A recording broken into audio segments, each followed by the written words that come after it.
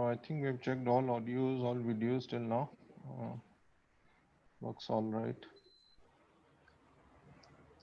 So has Kushal also joined? I need to check. No, he's not here. I'll just call him. Sharing.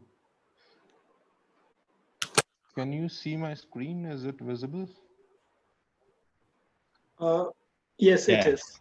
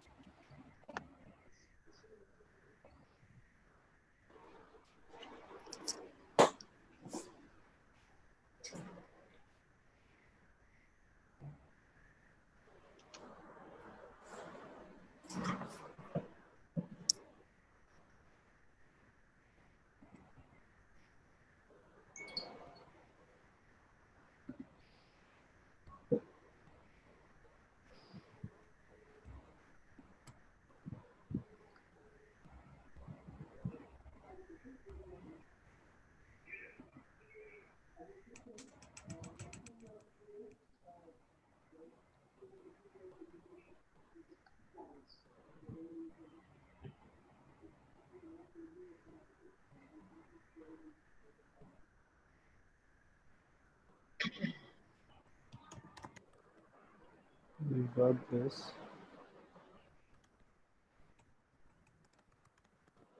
Anuj, can I request everyone that during the session that once, if you're not speaking, we keep ourselves on mute? Because there's always some background noise which keeps coming in. I will mute everyone except okay. the speaker. That's going to happen. Perfect. Yes, I'll take care of that, certainly.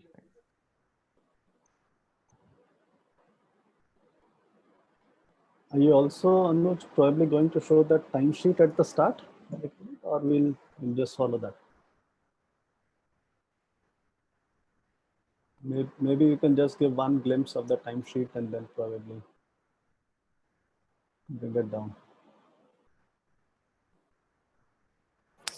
Can you see it right now? It's visible. I have shared it. The timesheet? Yeah. Let me see where is Zoom. Yeah, now it is there. Okay. Okay.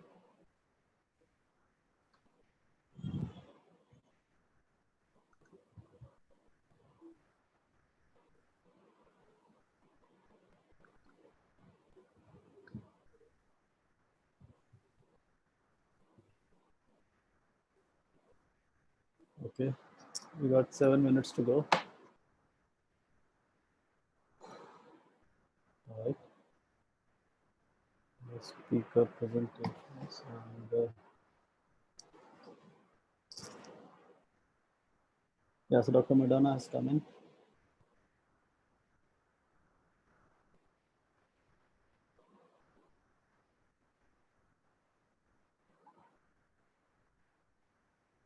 Yeah, Mr. Murarka, has he joined?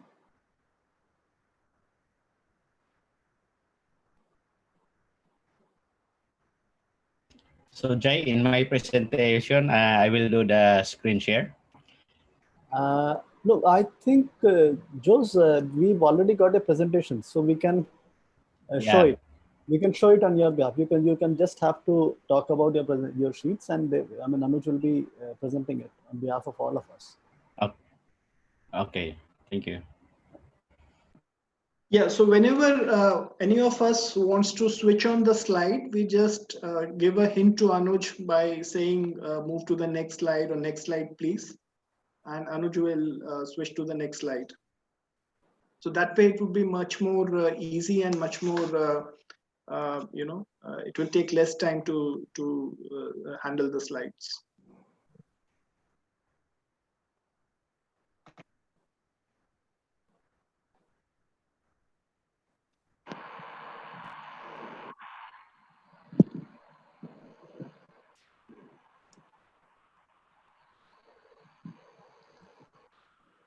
So Anuj, have you opened the session for the participants, or it will open at 4 p.m. exactly?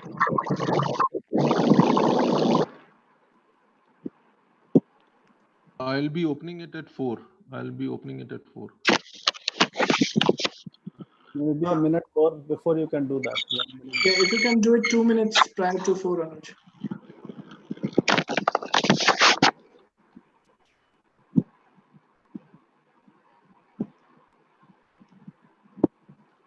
Your archives there. Okay. This one, there's Mr. Yuk is not seen. Not there. Yeah, I'll just talk to him.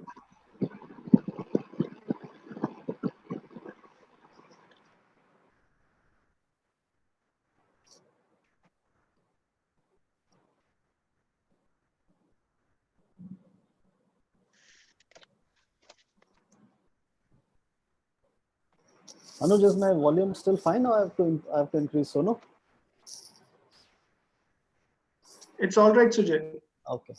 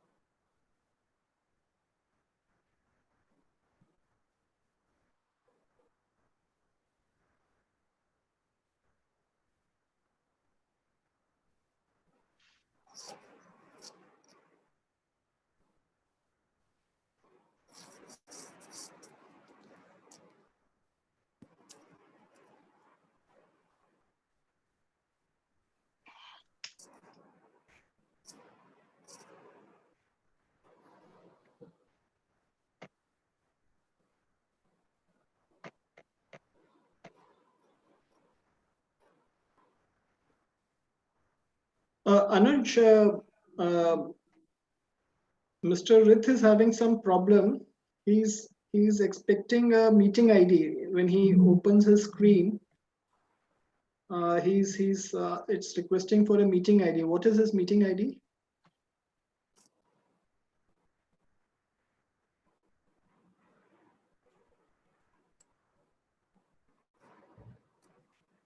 He's saying that the link has expired. Maybe if you can send a fresh link to him.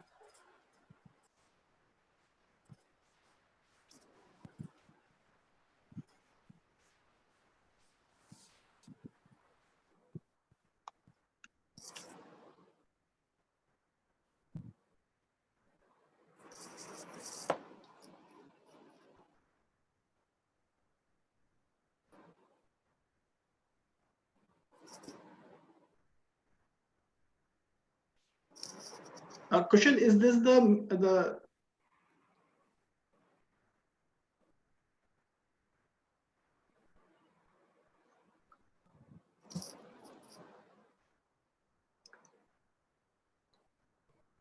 You're going live now, Anuj?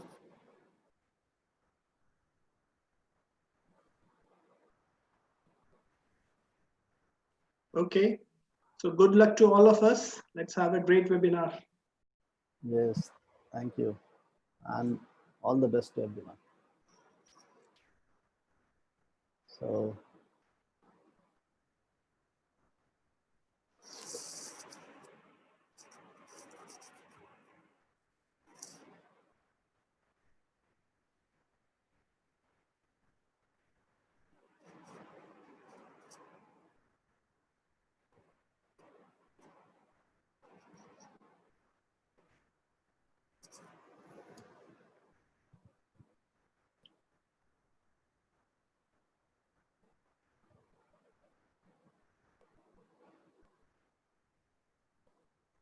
Swati, you're live.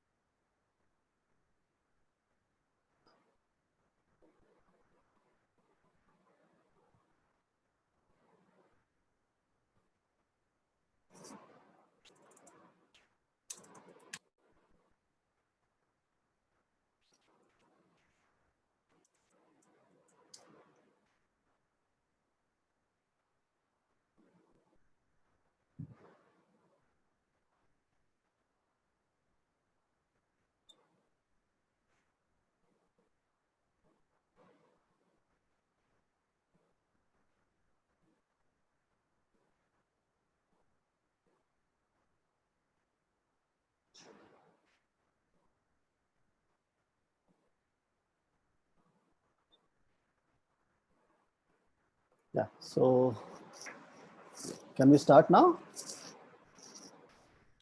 Yes, Sujay, please. Yeah. Good afternoon, everybody. Welcome to this webinar series, which we at WRMS have been doing since the last 3 months at the start of COVID, looking at the various critical situations which have emerged due to this pandemic. This is a third in the line, and we are addressing the issues which smallholder farmers are facing in various regions. We had 2 earlier sessions. One was on South Asia, and this one we are going to focus on Southeast Asia. So the key topic is managing farm incomes for smallholder farmers in Southeast Asia during COVID times. If we look at the scenario in Southeast Asia, the agricultural production has increased to about 6 to 8 times since the last 40-50 years.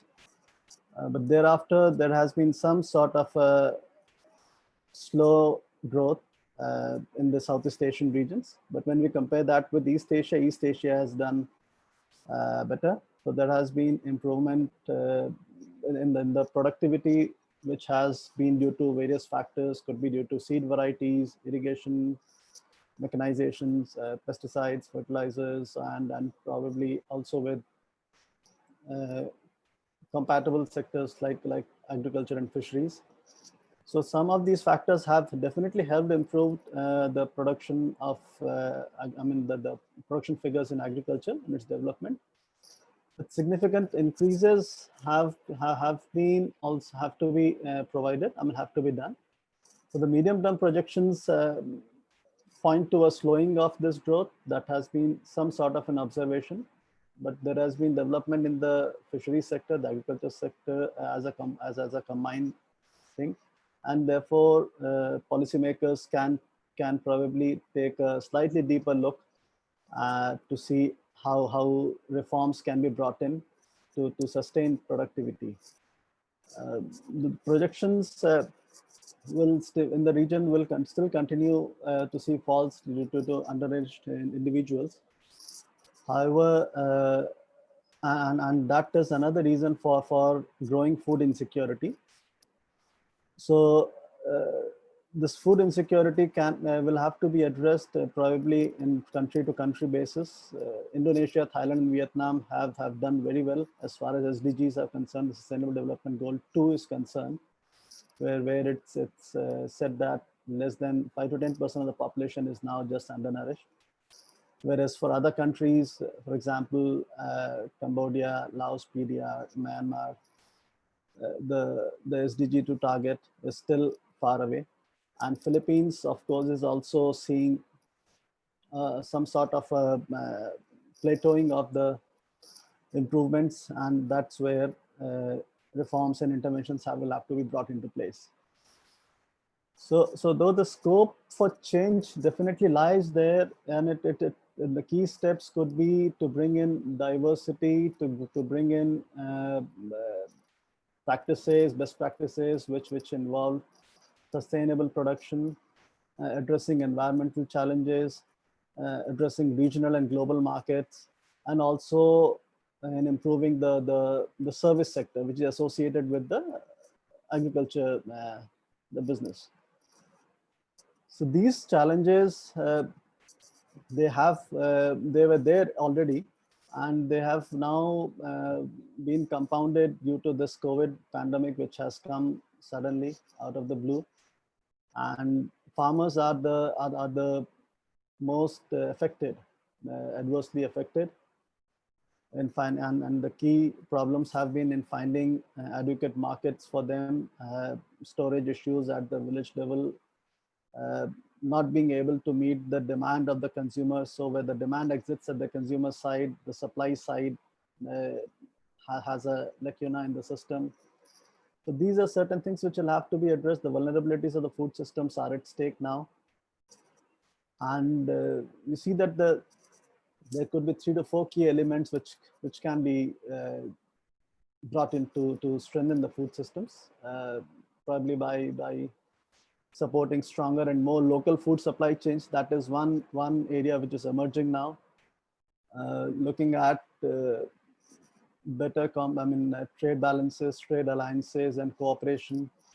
There could also be a greater investment in digital technology. Digital technology has played a role in the past to a certain level, but now probably the role of technology is more so, considering it has to address the various factors of supply chain more efficiently, and also in de-risking various parameters of agriculture production.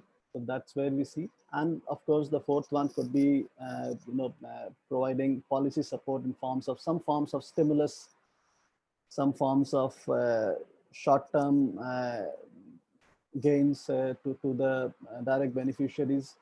And these all things can definitely help in improving the food systems to a larger extent, but also in the short run addressing the current challenges very proactively.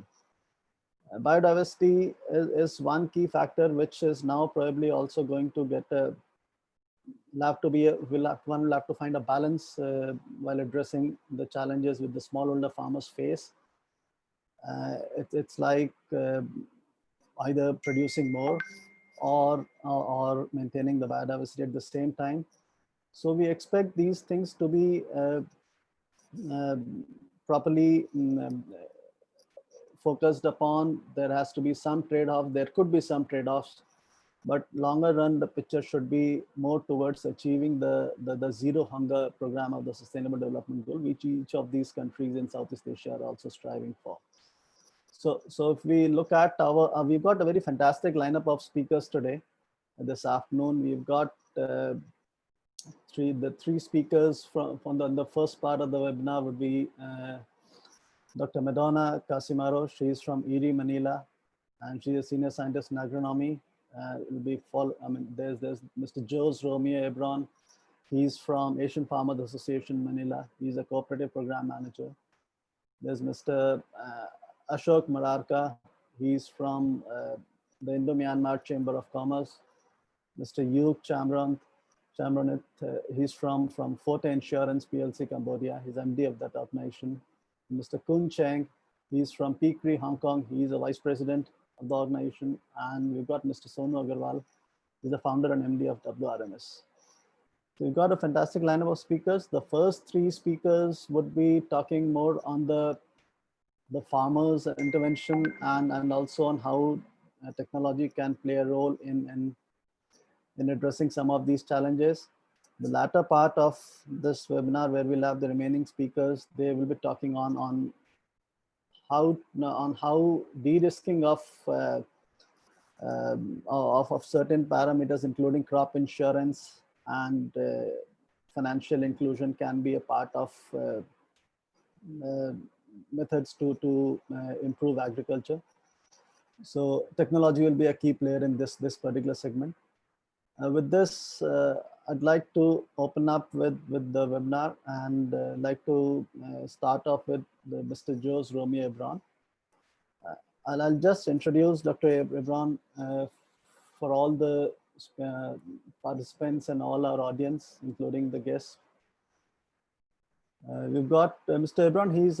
He's a graduate engineer in civil engineering, and he carries a deep passion in social development work. He's been a volunteer, a researcher, a community organizer, and a network builder for various civil society organizations. He got involved with the cooperative movement in various capacities since he was elected as the youngest chairperson of a 53-year-old billionaire savings and cooperative societies in Southern Philippines. He was also elected as the youngest chairperson of the National Confederation of Cooperatives, NATCO, that's the strongest and largest cooperative federation in the Philippines, and also a board of director at the Mindanao Cooperative Bank and the Network Consolidated Cooperative Bank. He sits on the board of, also on the board of as a board of director on the International Cooperative Alliance of Asia Pacific, and has acted as the chief of staff at the Philippine Parliament representing the cooperative movement. Mr. Jose is a farmer at heart. He owns his own farm. He's been running his family farms, and Philippines is known as a great initiator of family farming, smallholder farming. He's been the chairperson of Golden Grains Marketing Cooperative, Mountain View Dairy Cooperative, and he's also founding secretary of the Philippine Family Farmers Agricultural, Fisheries and Forestry Cooperatives Federation. He currently works as a cooperative development program manager at the Asian Farmers Association for Sustainable Rural Development, which is an organization of 21 national farmer organizations and 11 million farmer families across 16 countries in Asia. So please welcome Mr. Jose. And Mr. Jose, you can start your presentation if you have, and your talk as well. Thank you. Thank you, Mr. Sujai, for the kind introduction. It's a pleasure and an opportunity for inviting AFA and to present the family farmers, especially smallholder family farmers. Thank you, Sujai, for facilitating this session. So I would like to request that my presentation will be shared. Sometimes my signal here is quite unstable because there's a big rain right now, but hopefully in the next 12 minutes, the signal will be fine. So I'd like to request to share my presentation.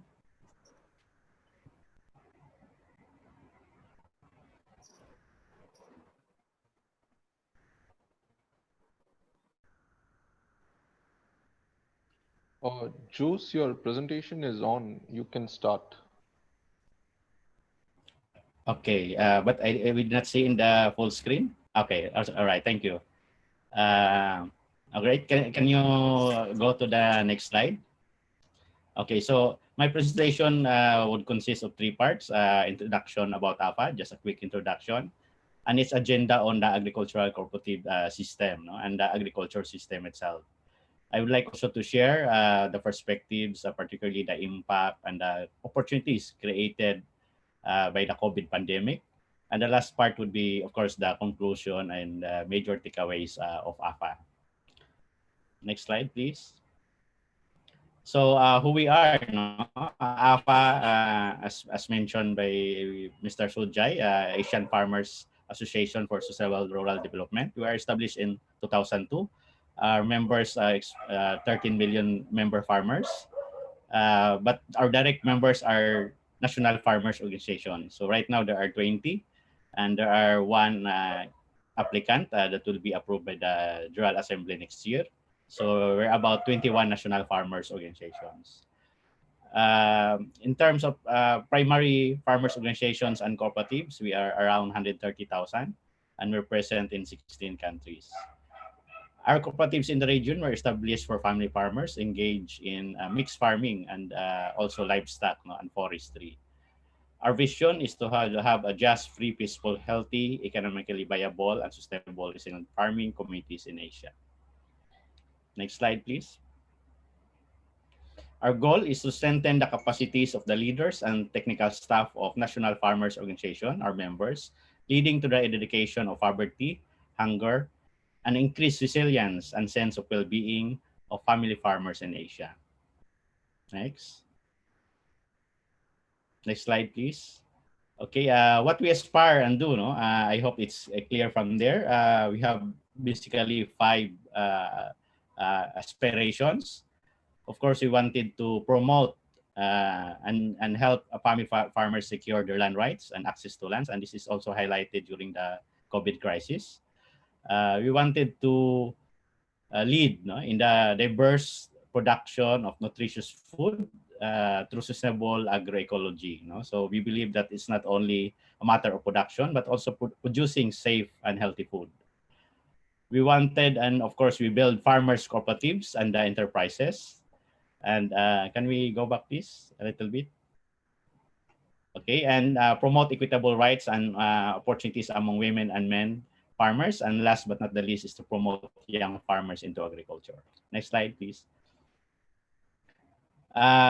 We believe that the current agricultural system is broken. There are a number of reasons to that. And we feel and we believe that it needs an overhaul because right now the trend is just producing more, but producing healthy food and ensuring it reaches the people who need it most. That is basically our main agenda. Next slide, please. There are two different farming models, of course, family farming, which are small scale, and also corporate farming.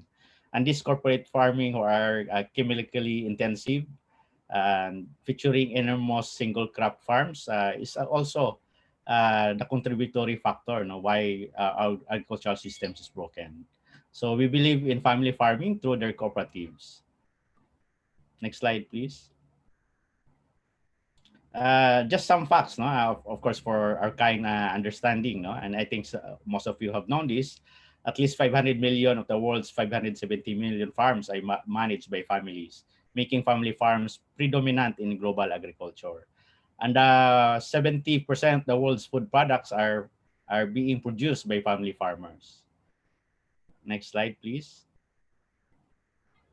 But there are constraints faced by small farmers, aside from the concerns issues by Sojai earlier, no?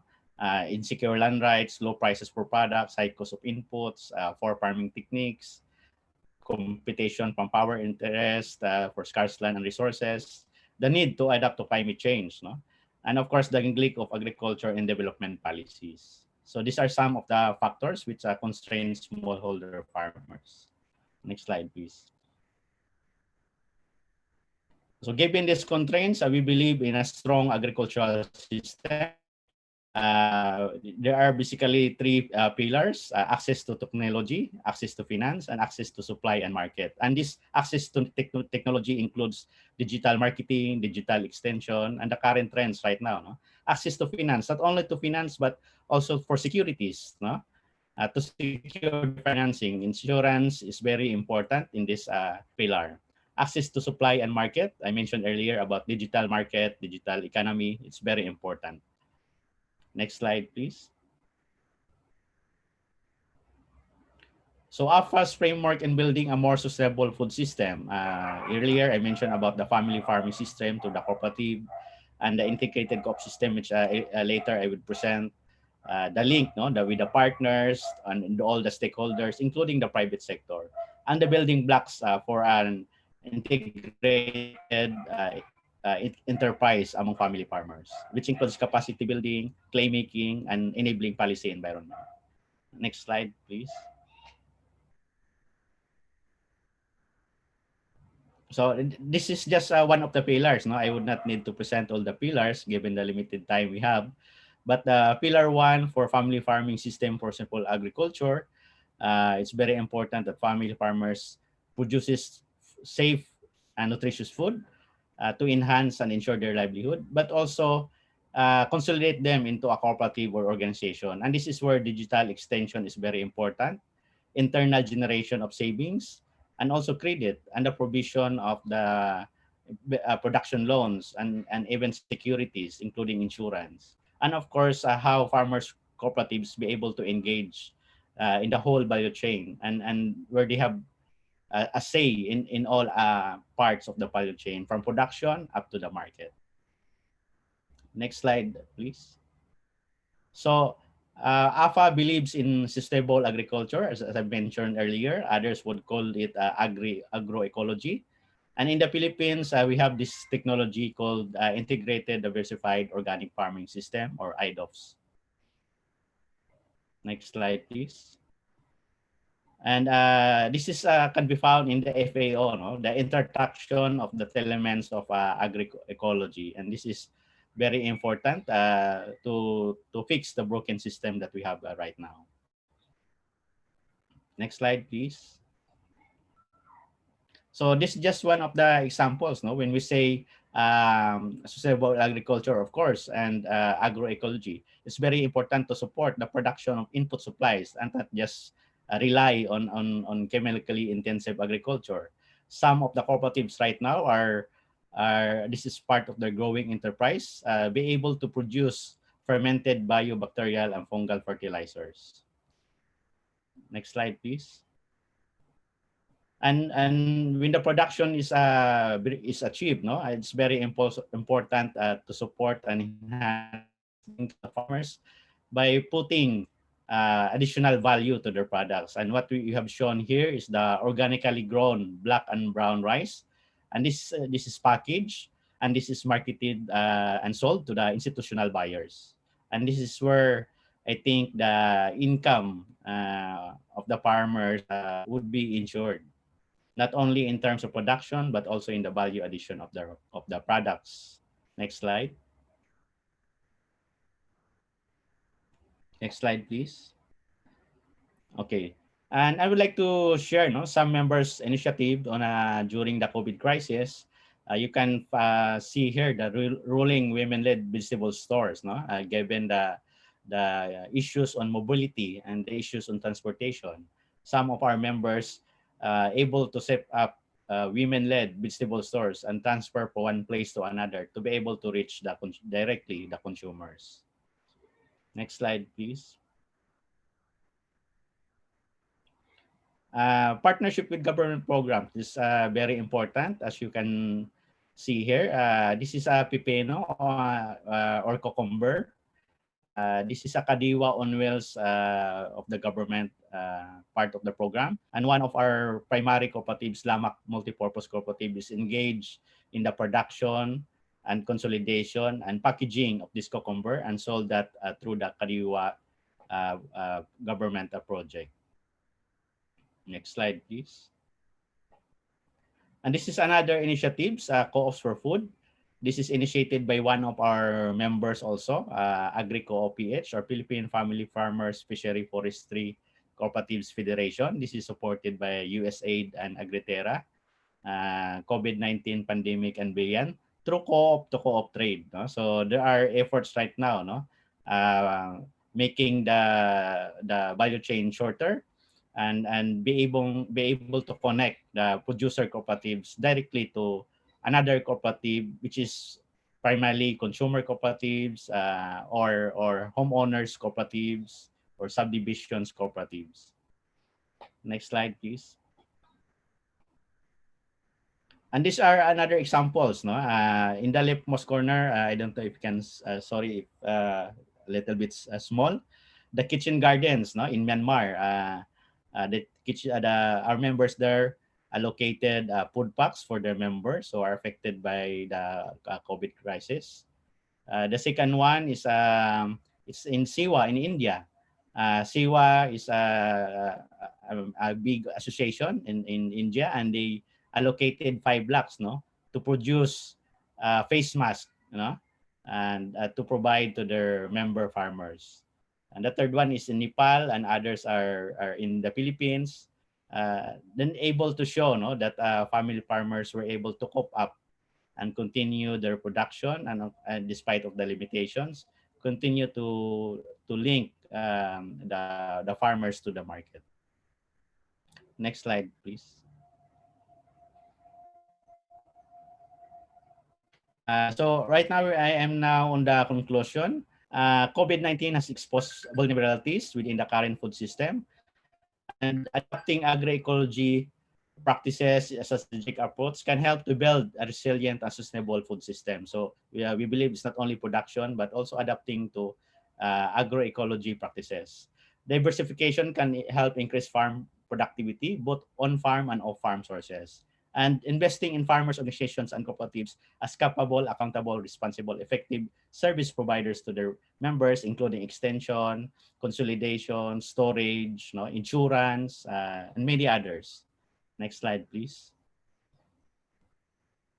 When family farmers are regarded as frontliners, and their organizations are seen as key actors in crisis and risk management, we unleash the potentials of millions of small-scale family farmers to implement the action plans of the UN Decade of Family Farming.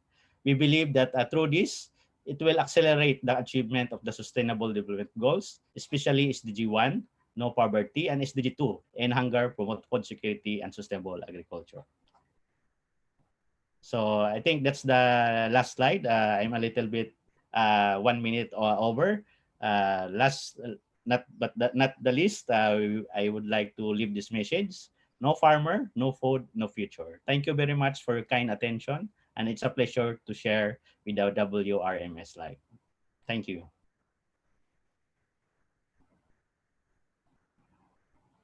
Yeah, thank you, Mr. Jose. It has been a wonderful session, presentation which you have shared. I really pick up a couple of key points which you've spoken about. One is that 70% of the world farming is done through family farms. And you've talked about land rights, you've talked about biodiversity, you've talked about gender equality also at the same time. So I hope that that is going to be one of the key hallmarks in promoting sustainable agriculture. We'll follow it up in the future sessions and as we go on. And at this point, it becomes very important to bring in Dr. Madonna Casimiro.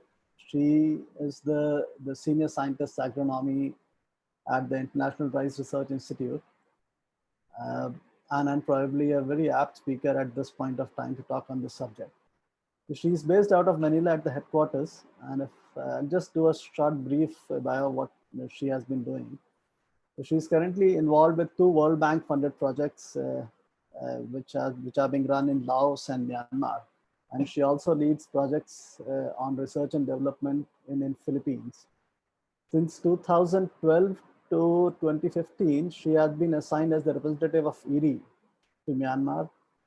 She was the country representative as well as the lead senior scientist in implementing 2 projects of IRRI in Myanmar. One was on stress-tolerant rice for vulnerable environments, funded by the USAID.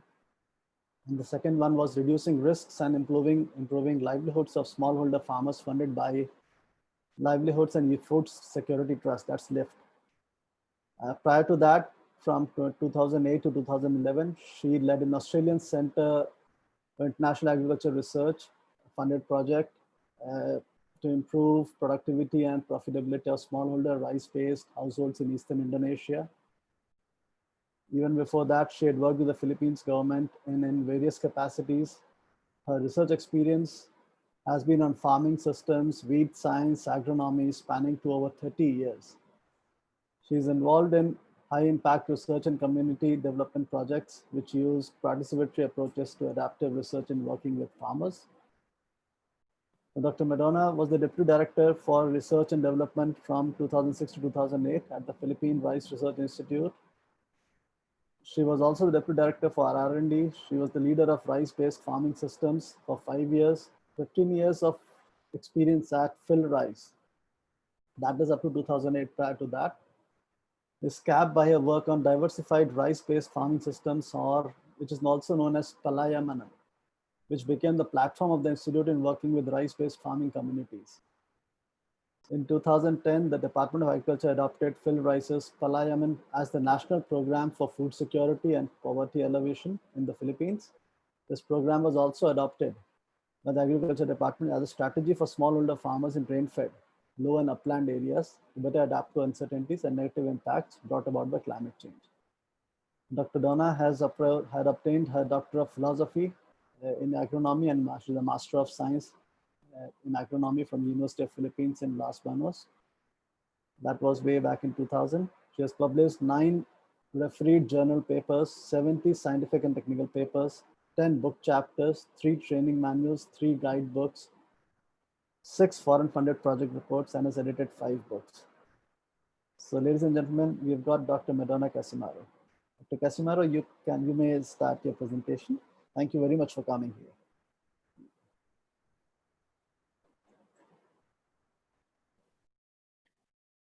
Thank you, Dr. Sajay, for your kind introduction, and thank you for having me in this webinar of WRMS Live.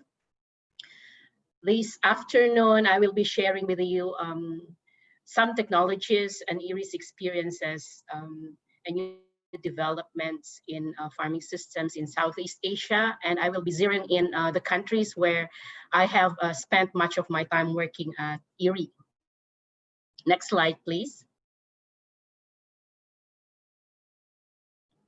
So I would like to begin by quoting our Director General, Dr. Matthew Morrell, about COVID-19 and food security in Southeast Asia.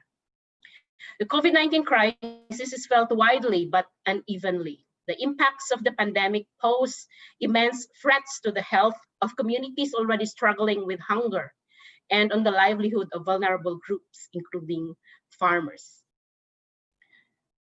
Next slide, please. So at the start of the pandemic, IRRI had initiated a research on how COVID-19 is impacting the rice value chain, and ultimately food security in Southeast Asia and in the rice-producing countries in the world. And the results of this study have shown that there are a number of major drivers disrupting the value chain and threatening food security. First is the restriction on labor mobility and transport, labor shortage as also a result of restriction, reduced access to agricultural services, limited access to input and output markets, constrained financial flow, especially for smallholder farmers who are not able to sell their products to the market because of restrictions on transport and limited access to urban markets, job loss and employment resulting in declining income and food demand. And IRRI is continuing to this research to look at it deeply and how it can help the national governments develop the right policies, programs, and strategies to help smallholder farmers in the agriculture sector cushion the impacts of COVID-19. Next slide, please. So what IRRI is doing now is it's continuing its research and analysis of the COVID-19, its impacts on the rice sector in Southeast Asia. And more importantly, now is the time to really invest in the rice sector and also in the rice-based agri-food systems, because these the rice-based agri-food systems affect the livelihoods of many farmers, not only in the region, but in all the rice growing countries. And it's very important that we have to sustain the rice sector so that we are able to help the smallholder farmers prepare for the more shocks that are associated with the pandemic. And it's very important to consider the most vulnerable in the sector, the poor, the women, the youth, and the rural migrants. Next slide, please. So I would like to begin looking at the rice technologies and tools that are available that can be used by the farmers amidst the pandemic. And if you think about it, it's not only the pandemic that farmers are dealing with now. We are all still dealing with the issues of climate change and the other challenges related to rice-based farming. First is on the stress-tolerant rice varieties. This is a group of rice varieties, inbred rices, that are bred to have tolerance to abiotic and biotic stresses. And abiotic stresses would mean tolerance to submergence brought about by floods. And we've got a large number of varieties across different countries where the mega rice varieties have been introgressed with the stress-tolerant gene, submergence gene, so that the rice is able to survive even up to 14 days of submergence in flooded conditions. For the biotic stresses, major diseases have been genes for major diseases have been introgressed as well, so that many rice varieties have tolerances to those major diseases such as bacterial blight, blasts, and other insects such as the green leaf hoppers that cause a number of viral diseases such as tungro here in the region. Green super rice is the next group of new rice varieties. These are the hybrids and inbreds that are developed with superior genes that would confer efficiency in the use of resources, the light, water, as well as fertilizers. And they are also integrated with abiotic and biotic stress genes, so that the farmers would be able to have stable rice produce even under stress environments. Green technologies under this green super rice means that farmers would be able to produce good yields even with lesser fertilizers, and also more efficient in harnessing sunlight for production of grains. The next technology is laser leveling. This is being promoted in smallholder farmers now, because this will help the smallholder farmers manage their water better, their fertilizers, as well as the weeds, which are known to cause a lot of damages to yields of farmers when the rice field is not leveled properly. Rice Crop Manager is a web-based application. It's a tool that can be used by farmers as well as extension staff to generate fertilizer recommendations, site-specific and that will be used for the farmers' fields. The farmers would then be asked to answer 10 to 12 questions, and at the end of those questions, the farmers receive a text message through their phones as to the quantity of the fertilizer that they need to apply, the type of fertilizer that they need to apply in rice, as well as the timing, which is very important in achieving a good yield. Also, the farmer is given an estimate of the yield that he's likely to produce if he's going to apply that fertilizer, and also an estimate of the gross benefit that would be added from having that fertilizer recommendation. Autumn One is a technology that currently IRRI is developing, and we are testing it here now in the Philippines. This is a tool that would help irrigation managers manage the water in an irrigation turnout. The Autumn One would automatically log the water level in the rice fields, and when the critical level is reached, the Autumn One would then give a signal to the water managers that they need to deliver water to the rice farmers in a certain delivery area. And it is envisioned that this Autumn One would help save water and expand the service area of the irrigation system. And that's very critical here in the Philippines because we have limited resources for water. And we only have about 60% irrigated area. And this is one technology that could expand and help the government in providing service, water service to the farmers. With regards post-harvest management and storage, we've got the IRRI Super Bags, which is very appropriate for seed storage, not only for rice, but also for corn, for lentils, for beans, and other crops.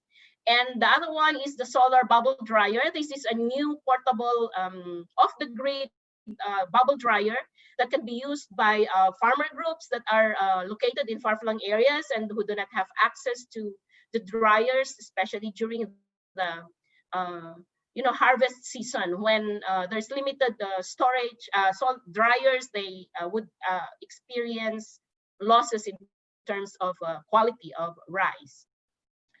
Easy Harvest is also a new web app that can be accessed by farmers where they could connect to the service providers to harvest their fields in time. And here this slide shows you how RCMUs in the Philippines has been helping farmers increase their yield, and this was conducted for 3 years from 2013 to 2015, and results have shown that there's an increase of 0.3 to 0.5 ton per hectare in terms of yield, and about 30 on the minimum $30 to $125 per hectare increase by adopting the use of RCM. Actually, RCM is one of the technologies that's being used by farmers now. Yes. Dr. Madonna, if I can interrupt you for a second, we've got a couple of minutes more to Sure, okay. Okay, and the next slide would show you the use of stress-tolerant varieties in Myanmar, which had helped farmers increase their yields up to 30%, and yields in income up to 270,000 chats per hectare. Next slide, please.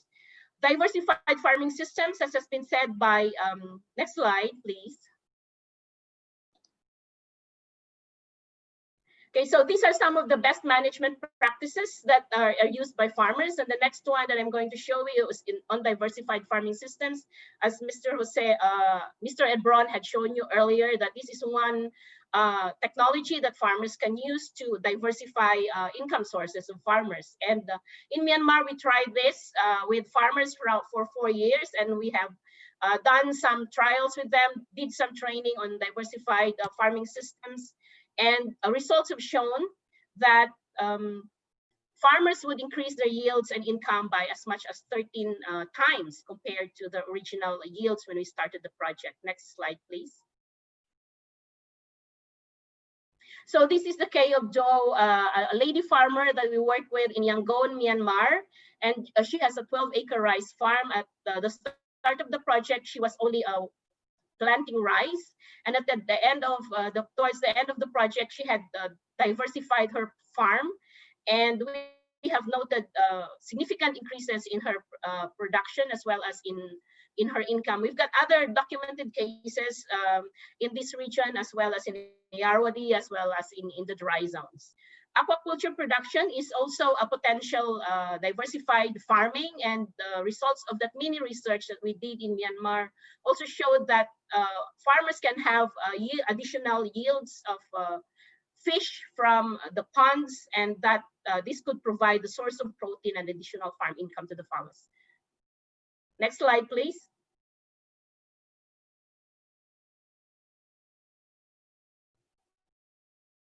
So the other farming systems in the Philippines, we've got a number of them that are developed by a number of research institutions or development institutions.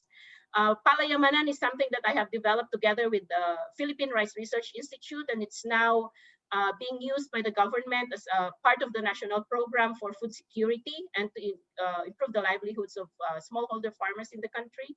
Multi-story cropping and biointensive gardening by the International Institute for Rural Reconstruction, sloping agriculture technology and vegetable agroforestry systems in Mindanao by World Agroforestry and Mindanao Baptist Rural Life Center. So essentially what we have here is that technology alone cannot provide the needed input for the farmers to achieve better incomes. There has to be a number of enabling mechanisms, and improving their skills is one, because technology is changing. There are new technologies that are out there that they can use to increase their yields, and you have seen some of them in the previous slides. They have to have better access in terms of the new innovations. They've got to have access to credit, inputs, and crop insurance, and I'm sure that our rest of the speakers will be talking about this later on as well. More importantly, farmers have to be linked to the market, because even if they produce a lot, if they cannot reach the market, then income would not be increasing. There has to be some work, significant work on empowering women farmers, and also engaging the youth. So I think with that, I think I've used up my time. So thank you very much. Thank you, Dr. Madonna, for being very precise on the points which you have shared. There'll be quite a bit of questions, if I understand correctly, looking at the experience you've got. We move forward. We've got with us now Mr. Ashok Mararka. Mr. Ashok Mararka, he's the Vice President at the Indo-Myanmar Chamber of Commerce and Industries, and he's also the Chairman of Tropical Group based out of Myanmar. He holds a degree in Chemical Engineering from Indian Institute of Technology, Delhi, India.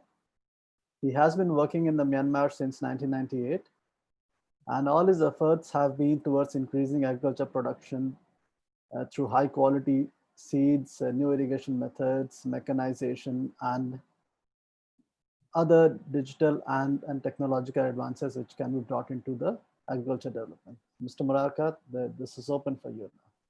Thank you.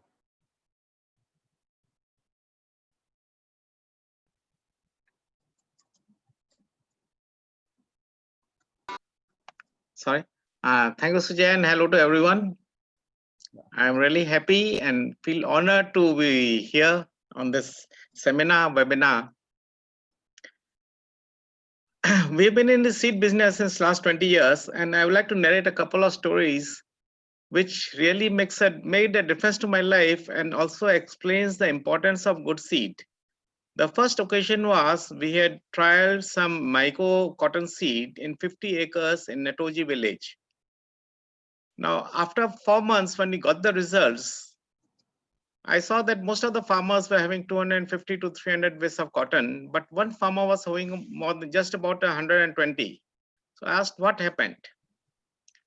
Then somebody explained that this gentleman who had sown the seed, he had passed away and his wife couldn't look after the field. But at the end of the season, at the time of harvest, somebody told her, why don't you go and harvest? You got lots of cotton there. And she went and harvested, and she still made some money. That time I realized that good seed is something that's really, really important for agriculture. The second time I realized was through an NGO. We had given some tomato seed of small packets of 1 gram. 1 gram means about, say, 200 seed or so. And this lady, Heather Morris, she told me that one farmer, he made about $800 out of that 1 gram of seed, which was costing less than half a dollar. So that was something, again, I realized that good seed is really, really important. But after a few years, I realized that just having good seed is not very good all the time. There was a shortage of onion in Myanmar, and at that time we had brought in some hybrid seed from India, onion hybrid seed. And there was a farmer who got about 18 tons of onion from his field, 1 acre of field, which was something pretty good. But after about 2 months, when I met this farmer, he said, I lost money in this. I said, what happened? He said that I got his 18 tons of onion, and at that time, I felt the prices were too low, so I was stored at my house. His house was too small, and he stored in that small house, and it kept rotting, and he used to throw away the rotten ones, and ultimately he lost money on that. Then there was an occasion, again with cotton, where the cotton yield was very good. I mean, almost 1,000 wis against the normal yield of what 200 to 300 wis. But actually, at that time, the farmers were finding it difficult to sell the cotton to the ginners. The ginners said that our ginning machines cannot gin this new variety of magic cotton of Maiko. No, that was something very shocking for us. I said, what happened? I mean, there's no reason why this cotton cannot be ginned. Then we realized that the ginners, they were actually money lenders in the village too. So they didn't want to buy all the cotton because the farmers would become financially independent once this they started farming this cotton variety all the time. So what I'm trying to say is that just having good seed is not enough. There has to be something more than that to it. And what is most important is having a market for that seed, for that variety. Now, when you're having good seeds, new technological developed seed, hybrid seeds, or very high yielding seed, the variety would be different than the traditional ones. And there is a difference in the quality of the product. Now, there's every chance that this new product may not be accepted by the farmers, by the market. So whenever we are having this new variety of seed or high yielding seed, it is very important that the seed has to be marketable. Now, there's another occasion that we tried some rice variety. I think Dr. Kasimura may be familiar with Myanmar. So that was a small variety of small paddy seed, rice seed actually. So one guy tried in about 20 acres. He got a fairly good yield of about 2.2 tons per acre. So I was quite happy about it. But when he wanted to go and sell it to the millers, he said, your paddy size is too small. We cannot mill it. And the quantity is too small again for us to change our setup. So this high yielding seed was again rejected. I think Dr. Madonna is smiling. So, I mean, these are things that being actually when you're in close contact with the farmers, you realize that things are not hunky-dory by just having technology. I think that's exactly what Dr. Madonna was saying just now, that just having technology is not enough. There has to be more things that are linked to that technology. That's the market. So whatever I do, it has to be market oriented. Now, for a country like Myanmar, it's primarily an agriculture surplus country. So if we have very good seed and they are being used very widely, the product that comes off it, I mean, we don't have the market for it. For example, like if we go for paddy, our average production is just 1 ton per acre. And I think with very little efforts, we can go to 2 tons per acre.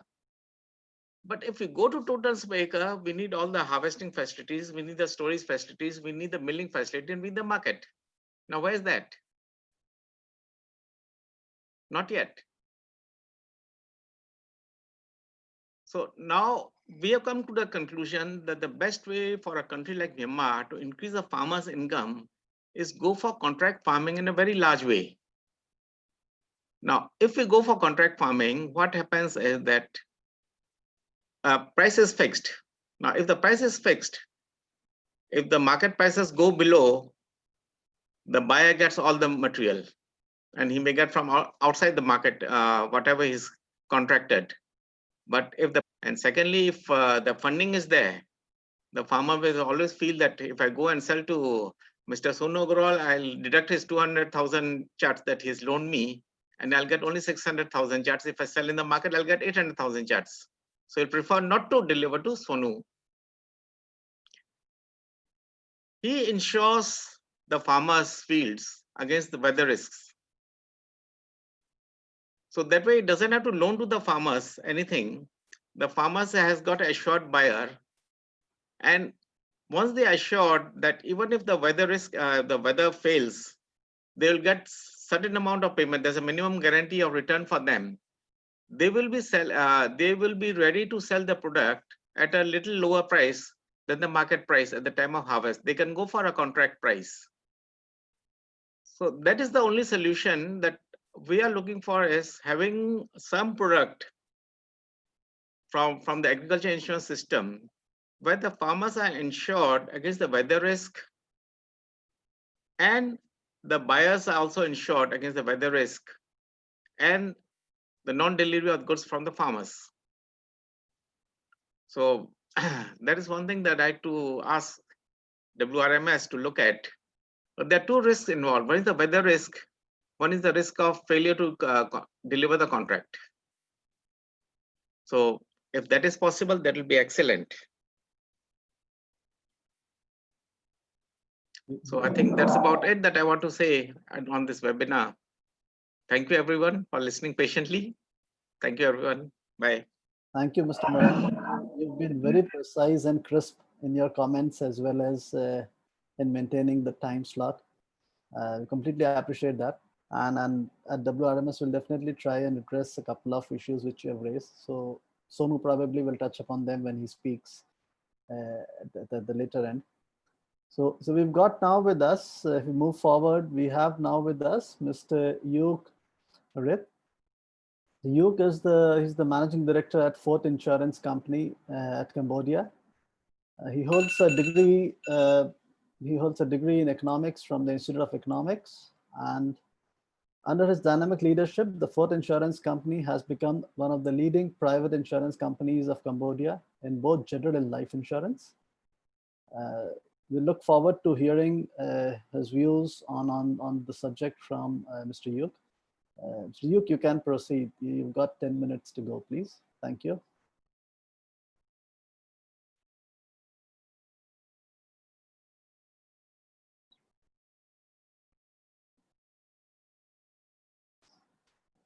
You have to unmute, Anuj, if you can just. Yuk is Rith, you're muted.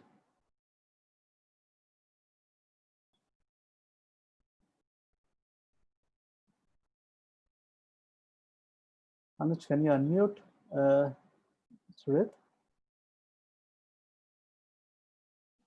I'm not able to do that. Trying. Rith, we can't hear you. You're muted, and your video is also off. If you can kindly switch on your video and your microphone.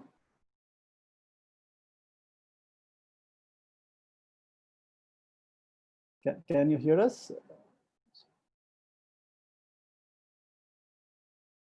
There could be a net issue.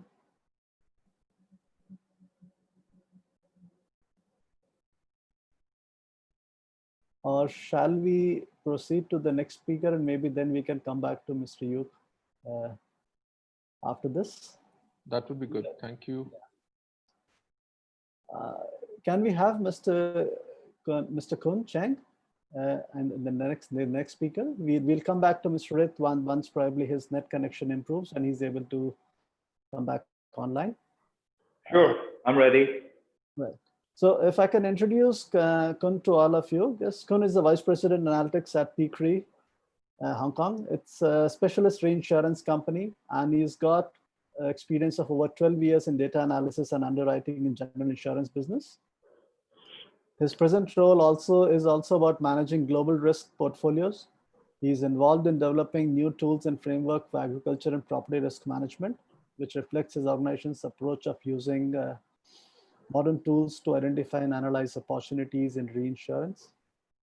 He has worked in the past on hazard modeling, natural disaster risk management, and analysis and assessment in general insurance industry. That's quite a bit of work. Kun, if you can share your views on the subject of crop insurance. Thank you. Sure.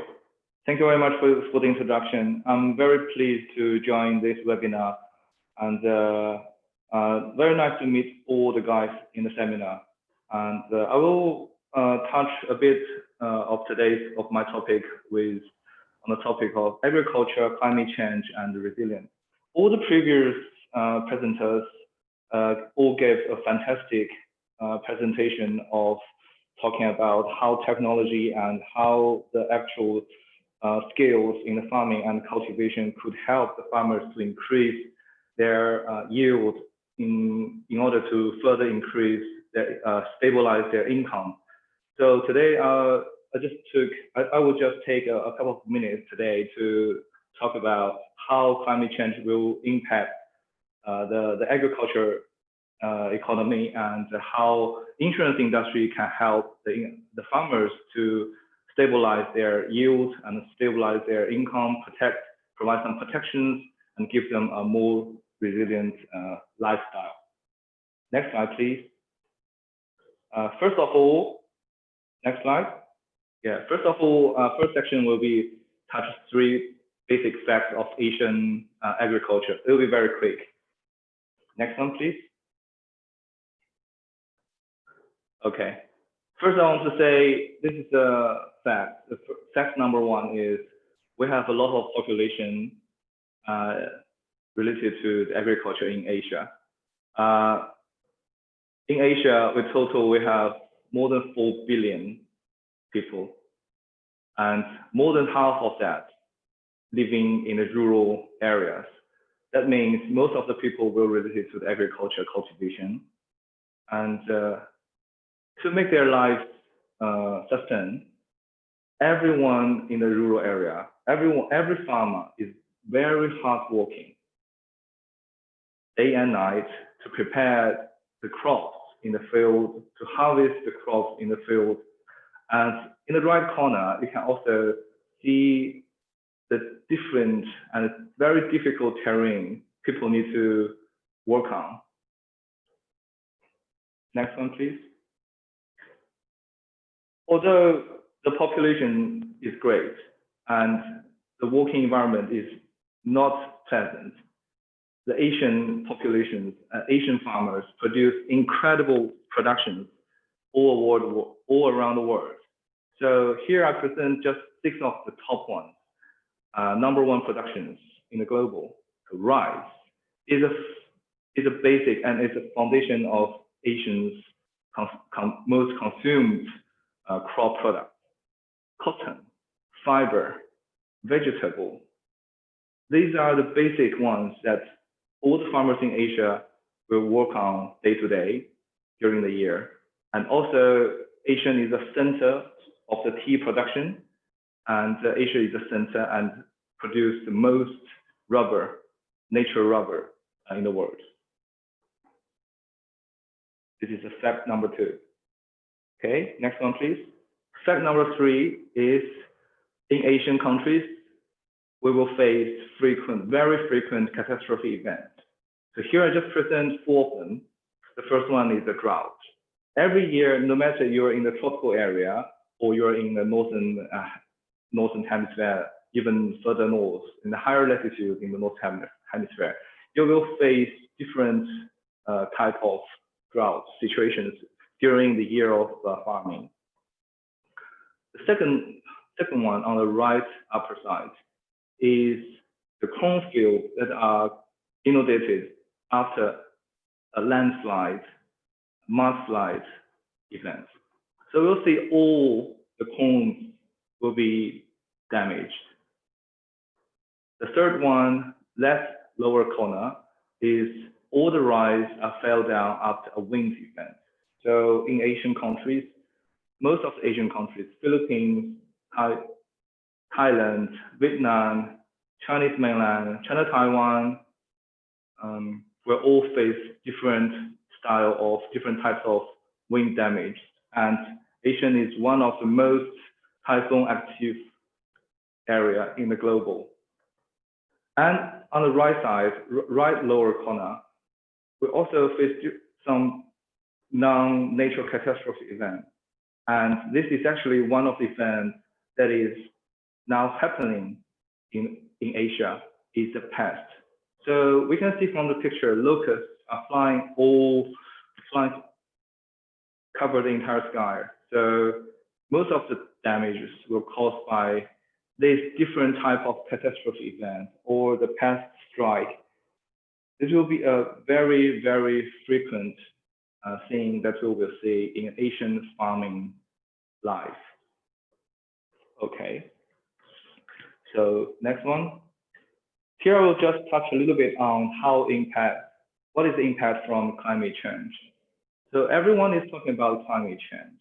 So how that will impact our life. First thing I want to confirm with everyone here is the climate is actually changing. There will be other arguments. Next one, please. Next slide, please. Here I show you animation. Sorry, there is no animation from the slide.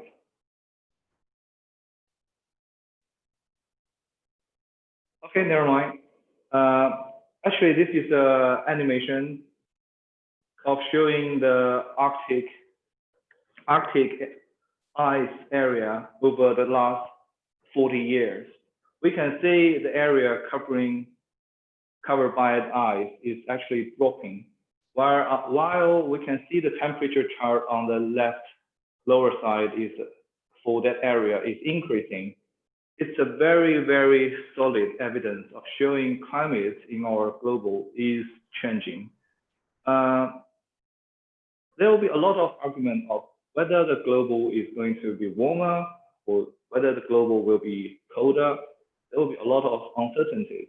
But throughout this animation, throughout this fact, we are certain that the climate is changing and it will impact our lives.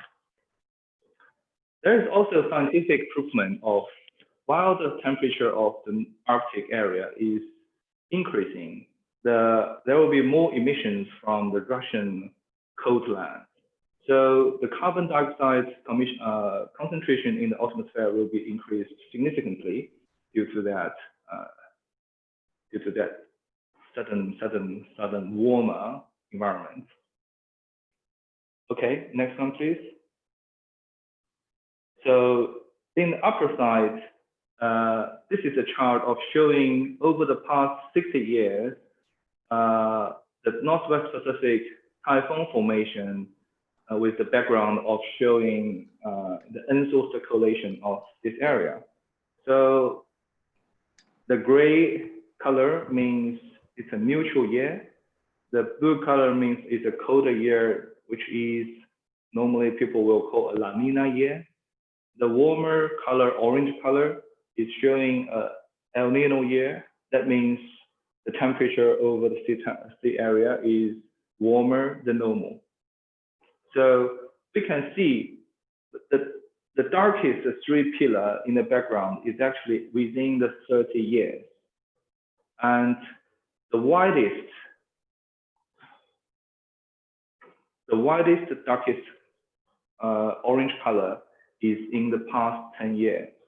That means our global is changing to a phase that is new norm. The new norm will be the anomaly. An anomaly means everything is changed to not follow the historical trend.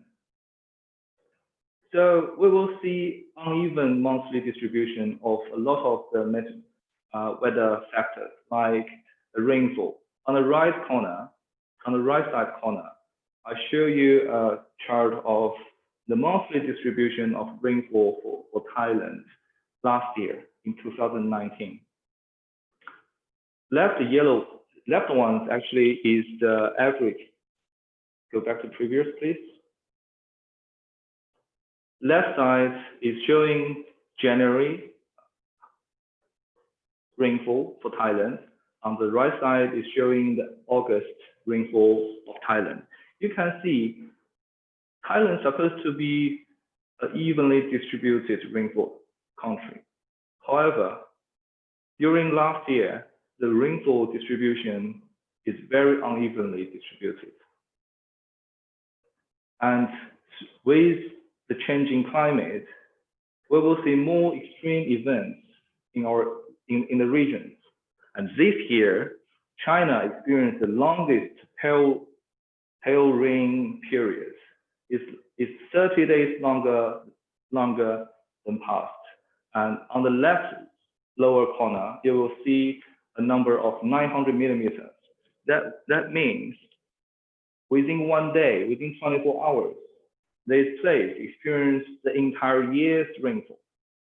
This kind of extreme events with the background of climate change will happen more to our society, will happen more to our farming environment. That means that will lead to a more uncertain cultivation and more uncertain yield and production. So the uncertain for the production will mean the farmer's income is a question. Okay, let's move to the next one. The next topic will be touch a little bit on how the insurance product can provide some protection and also stabilize the income of the farmers. And if I may request you for probably 1 or 2 minutes more at the moment. Sure, it will finish very quickly. Thank you. First of all, we see the coordinates of the farmer's life cycle. So we'll see all depending on all the different aspects in farmer's life cycle. With the scale of their focus, farmers will always focus on making the more income and making more production. So can we move to the next slide, please? And the next one.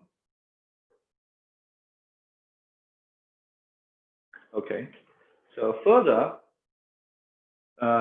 with all different kinds of need of the farmers and in their life cycle, the farmers will need medical cover. The farmers will need yield cover. They need to stabilize their housing, stabilize the quality of their life. So go to the next two, please. The next one. So with all farmers' needs, the insurance companies and insurance industry is providing all different kinds of products to protect farmers' life cycle. So the traditional crop insurance will protect. Traditional crop insurance is protecting farmers' yield, but there will be a lot of other things to protect. So the title of that one is Zero Become One is not gap filling. It's become nothing to protect it. And to bridge the gap, the government is playing a very significant role in this one. So on the yellow chart, on the green chart, sorry, the government support of agriculture insurance and crop insurance in Asian countries is significant. So we can see most of the countries globally, and particularly in Asia, the government is supporting more than 70% of the premium. So farmers only need to pay a small portion of that premium so they can have a stabilized year-end yield and the revenue protection. So over the years, the crop insurance had extended from the only crop to cover livestock, aquaculture, forestry. So the perils covered from the crop insurance is also extended to multi-perils. As a result, the poverty population in Asia has reduced 80% since 20 years ago. So government here is playing a significant role. And next one, I will just quickly show another angle of how insurance industry can protect life of the farmers. So PICRI has involved in a rural project that was initiated by our shareholder. So we went to a rural area in China. We introduced the protections to the local medical people. So the medical people can provide further support to the farmers to make their life healthier. And we also focus on the future education, future generations, to provide schooling, provide books, to provide more reading material to the children in the country. So at the end, as the place is famous for tea production, so we purchase the tea and package them into a nice tea bag as a gift to our client, and also we can sell as a product. So here, this is actually beyond insurance. This is try to create a life cycle and complete the cycle of the farmer's life. So they produce the crop, they produce the product from their homeland, and insurance company and insurance industry is actually can help them to package that product into a more modernized, sellable thing to the other countries and to the other territories to help them in another way to protect their income. So at the end, next one, please.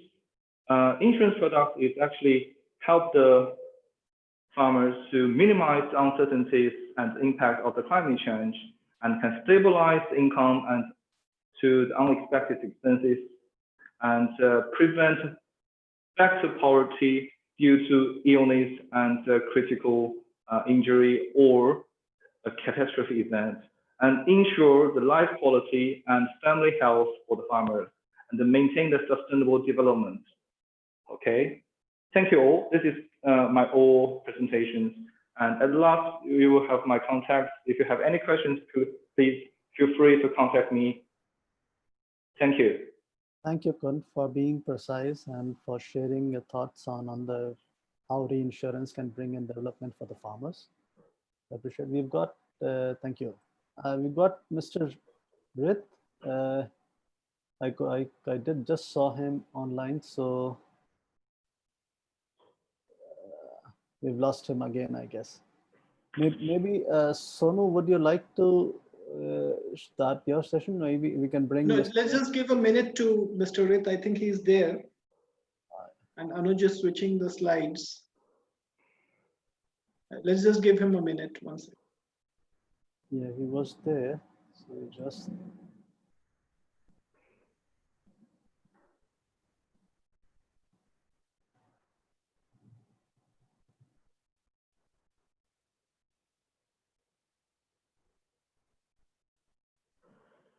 He's requesting a minute. Can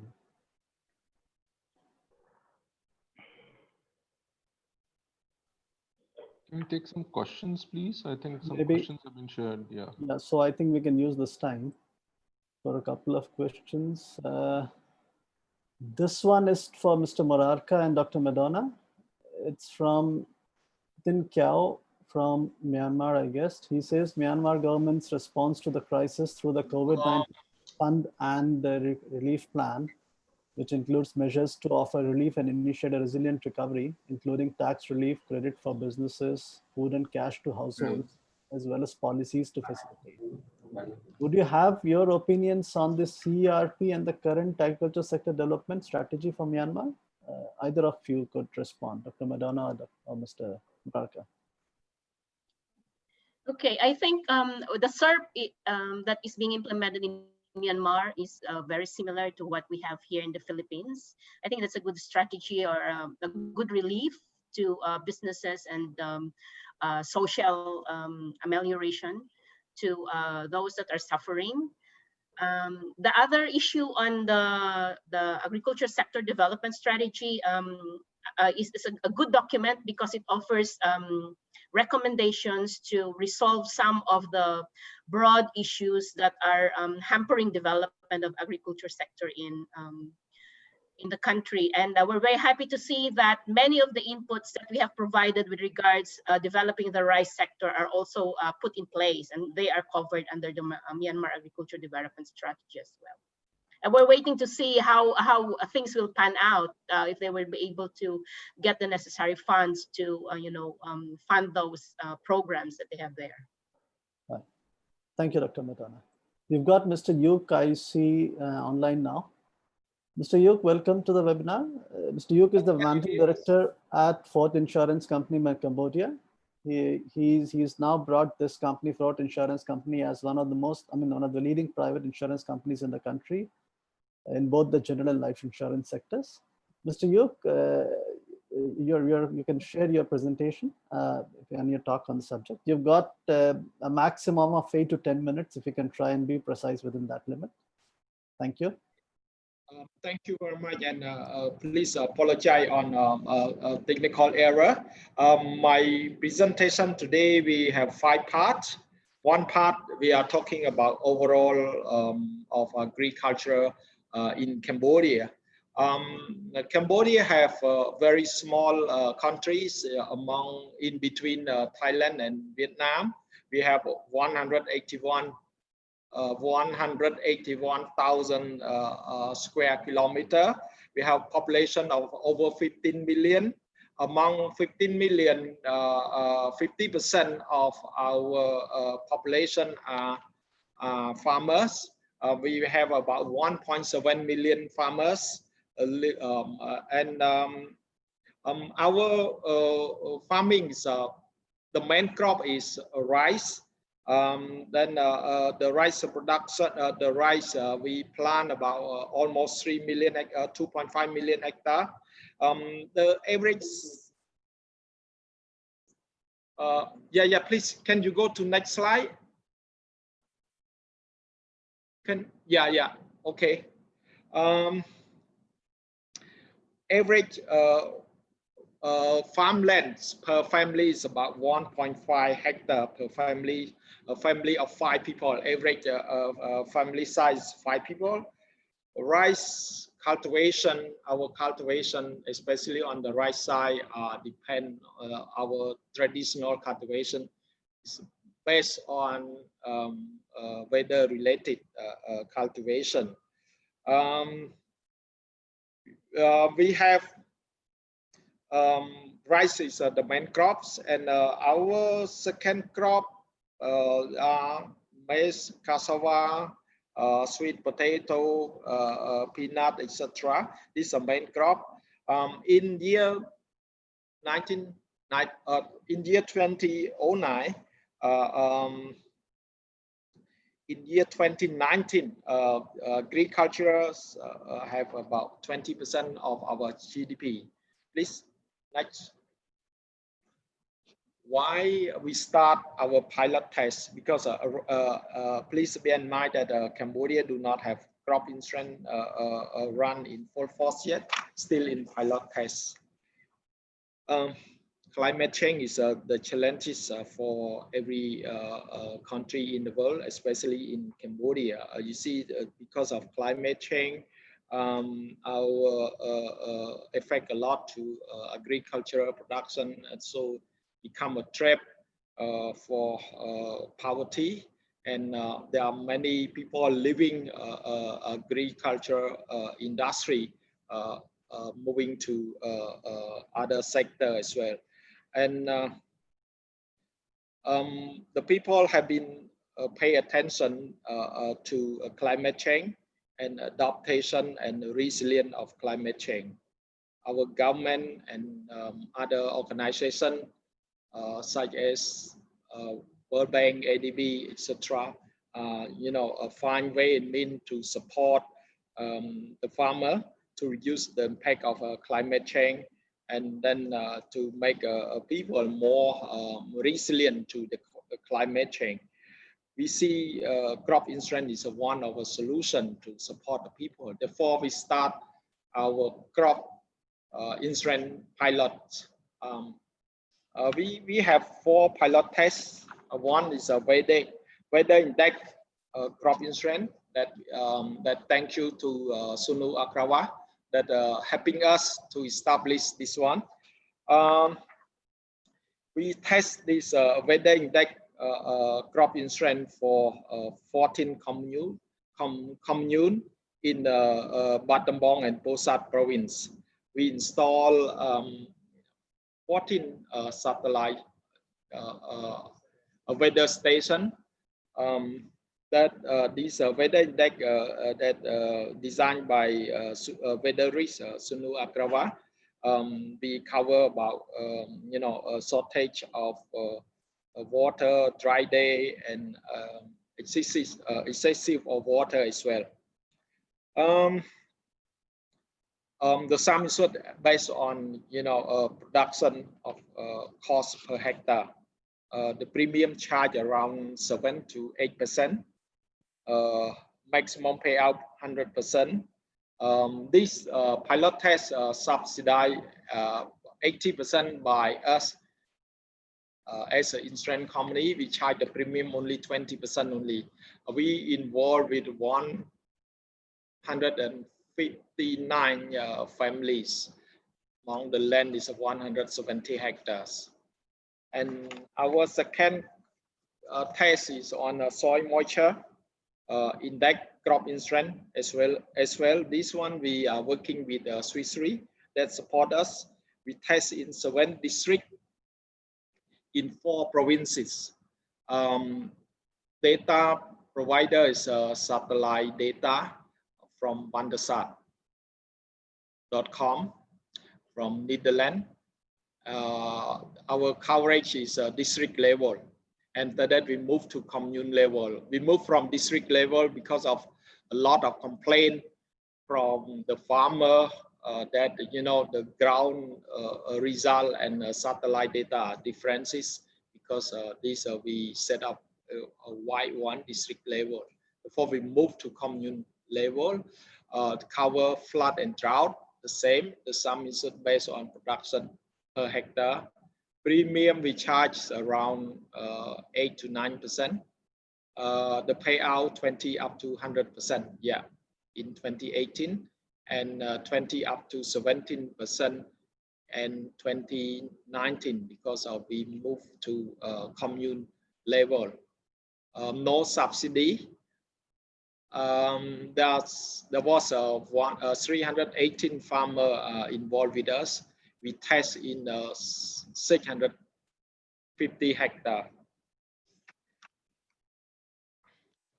Our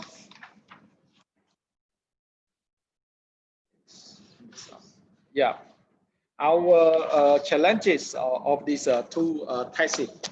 One is a lack of trust from the farmer to us due to awareness, because the farmer they don't know us as well. Also, they don't aware about what is the insurance cover.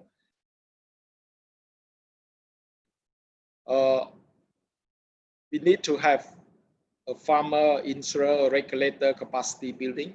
I think that's very important. Even ourselves as an insurer, so we do not have wide knowledge about insurance, and regulator also they don't aware deeply involved about crop insurance. No subsidy from the government. No support from the government side. We do by our own way and mean. Lack of regulation framework. I think this one is really challenges as well. We need to get a regulator to approve our policy from time to time. Very difficult. There is no collaboration between microfinance or bank with us, and the weather installation and the maintenance is a huge investment from us. The integrity of the weather also in the station is not really clear. I think we have some cases that farmer don't accept the weathers, the data that produced by the weather station. Lack of data, I think over in Cambodia also very hard. As I think Sunu he's aware about this one. We do not have a very wide data to produce a policy, to support us to produce a policy. Lack of technology support, I think that we do by our own means. We go to see the farmer from house to house, integrate them to support. Reinsurance support also, because our test plot is small, and then we take by our own risk by our own self. We take all the risk. We cannot, it's reinsure it out. You might have to probably try and close this in a minute or so, please. Okay. Thank you. Then I think due to the COVID situation, also we delay our projects as well. Right now, we are looking into another two tests that we are doing at the moment. One is we are working with RISE and SDC. SDC is Singapore Swiss Development Program. We are working together with MAF. This is the dry run, dry test, means shadow policy, no premium transaction, just only record. We plan to charge about 8 to 10%.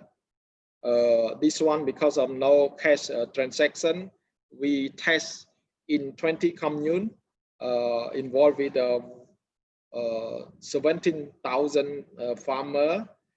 It's in the land of over 200,000 hectares.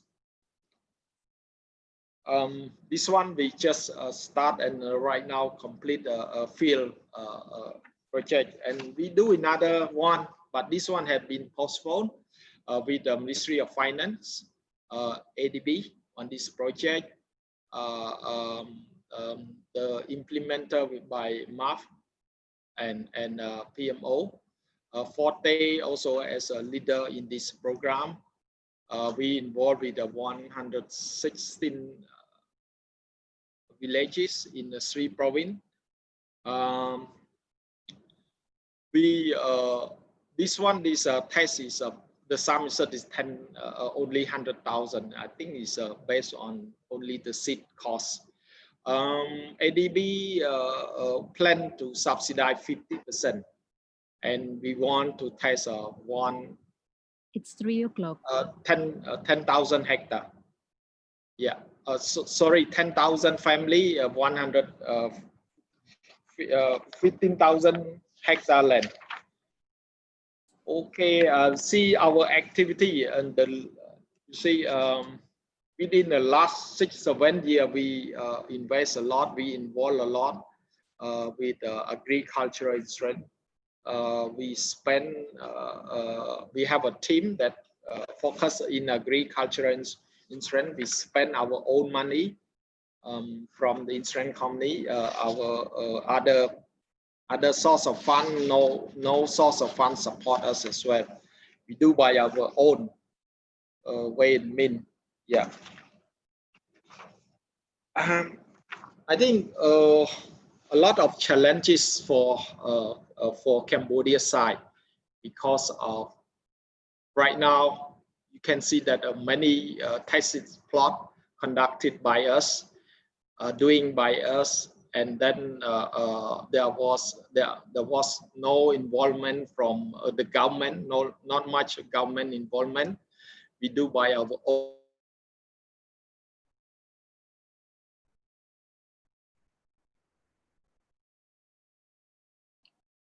We've lost you, Rith. We can't hear you.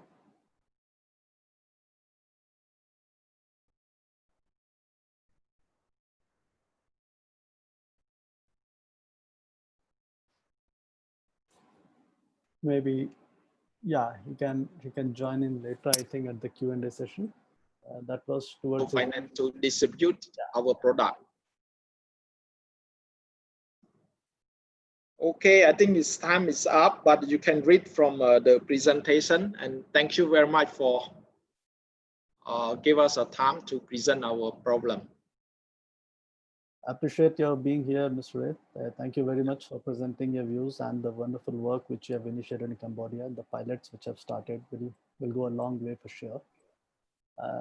We move forward. We've got with us now Mr. Sonu Agarwal. He's the founder and MD of WRMS. WRMS was started in 2004 primarily as an agriculture and dairy risk management company. Sonu would be sharing his views on new and innovative risk modeling and solutions for the agri sector. So you've got 10 minutes or something. That's what you can try. Yeah, thank you, Sujay. And I'll be quick as time is less. Next slide, please.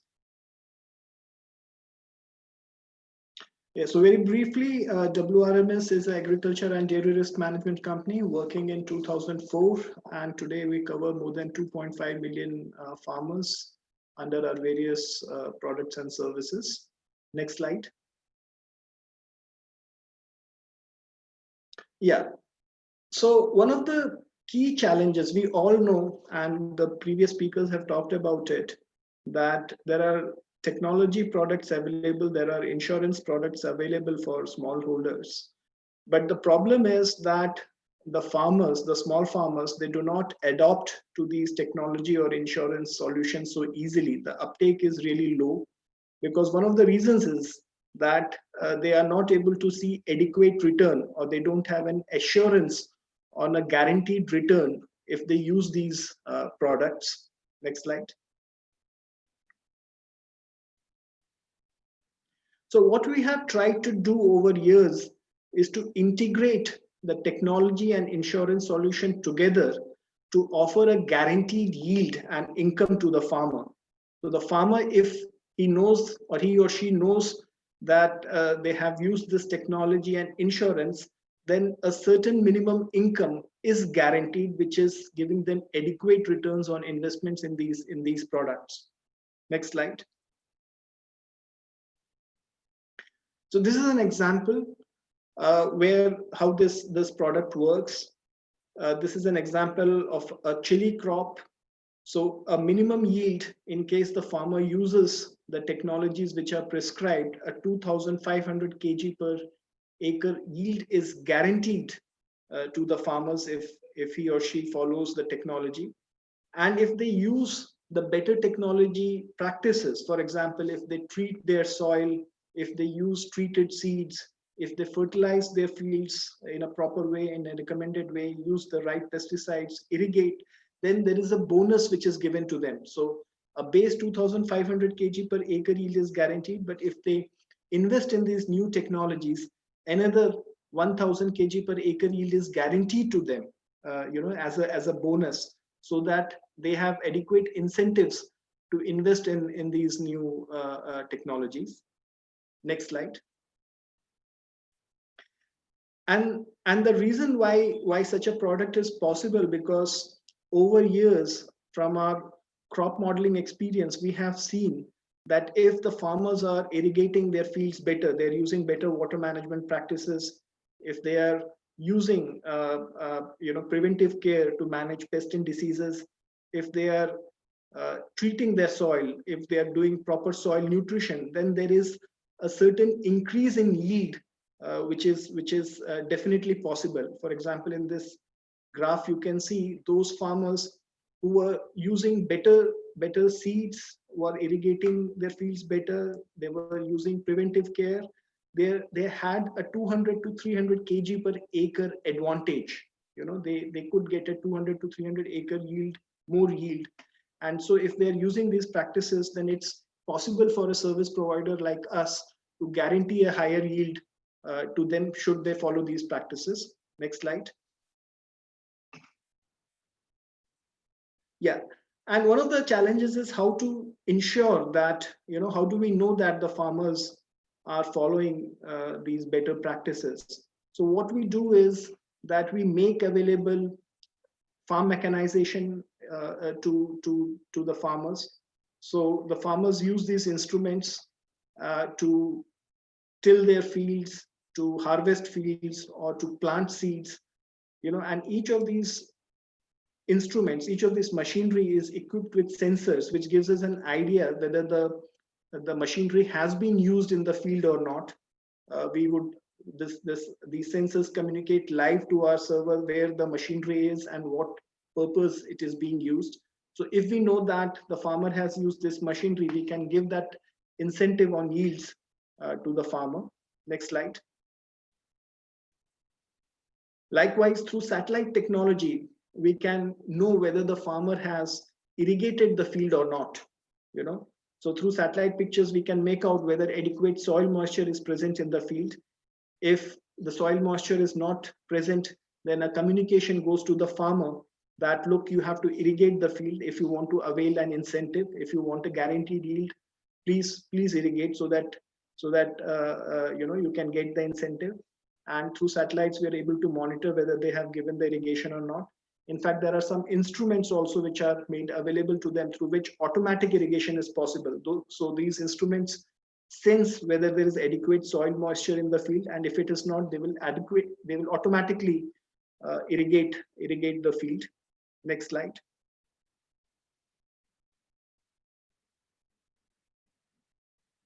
Likewise, a pest and disease forecasting is available to the farmer. There are various mechanisms to do that. I'll not go deeper into that.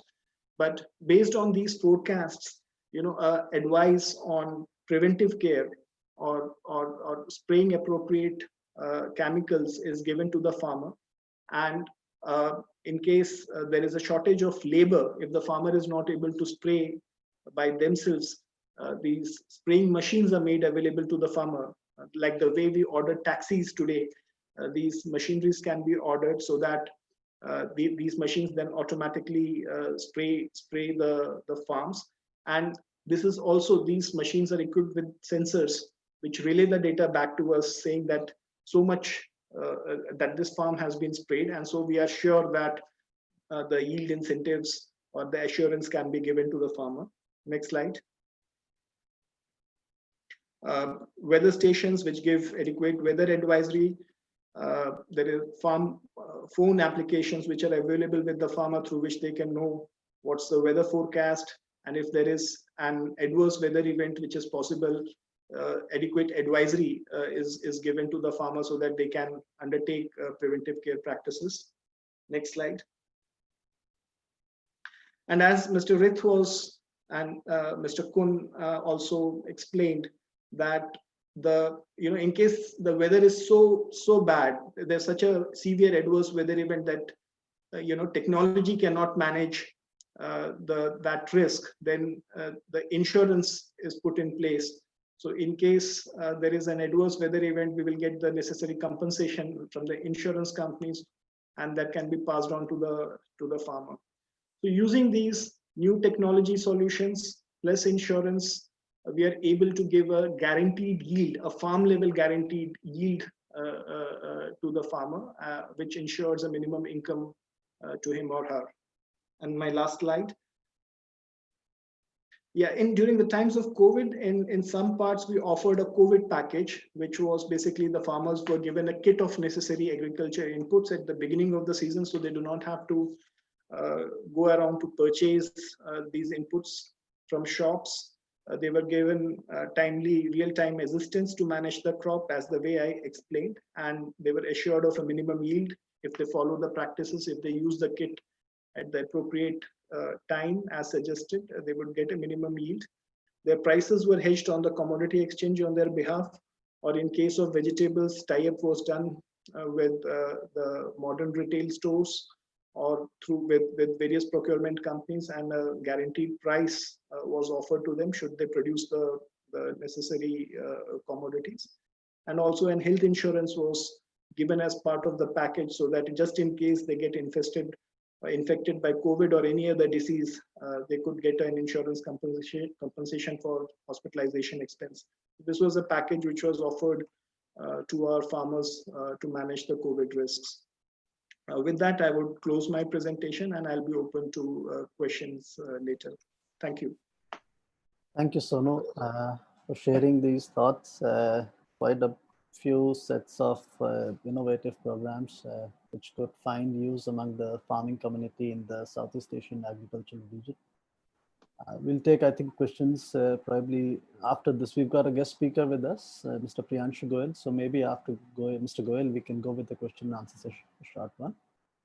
Mr. Priyanshu Goyal is the country head for Myanmar, Cambodia, and Malaysia. He works with the Marico Limited there, and he's been there in Myanmar since the last 6 years, has a deep understanding of the Myanmar market. He's been reviewed well in the magazine, in the print journals, and he'll be sharing his thoughts on how Marico's interventions have helped smallholder farmers.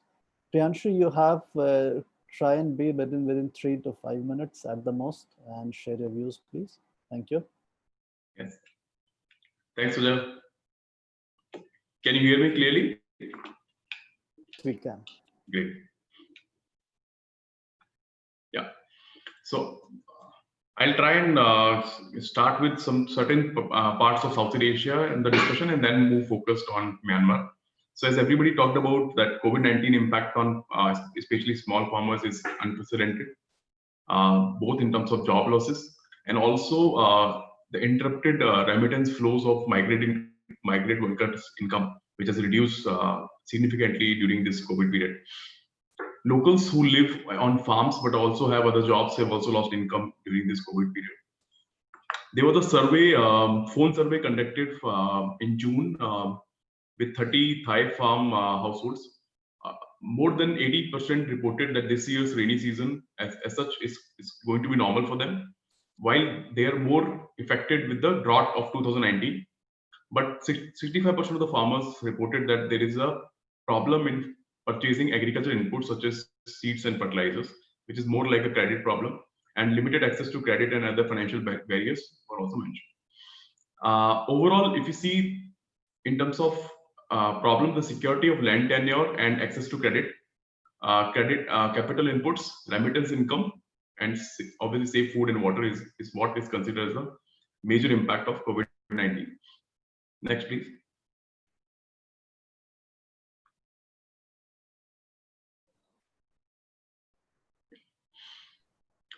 As we discussed rice, Asia is the largest rice exporter globally, and obviously there's an impact of rice exports.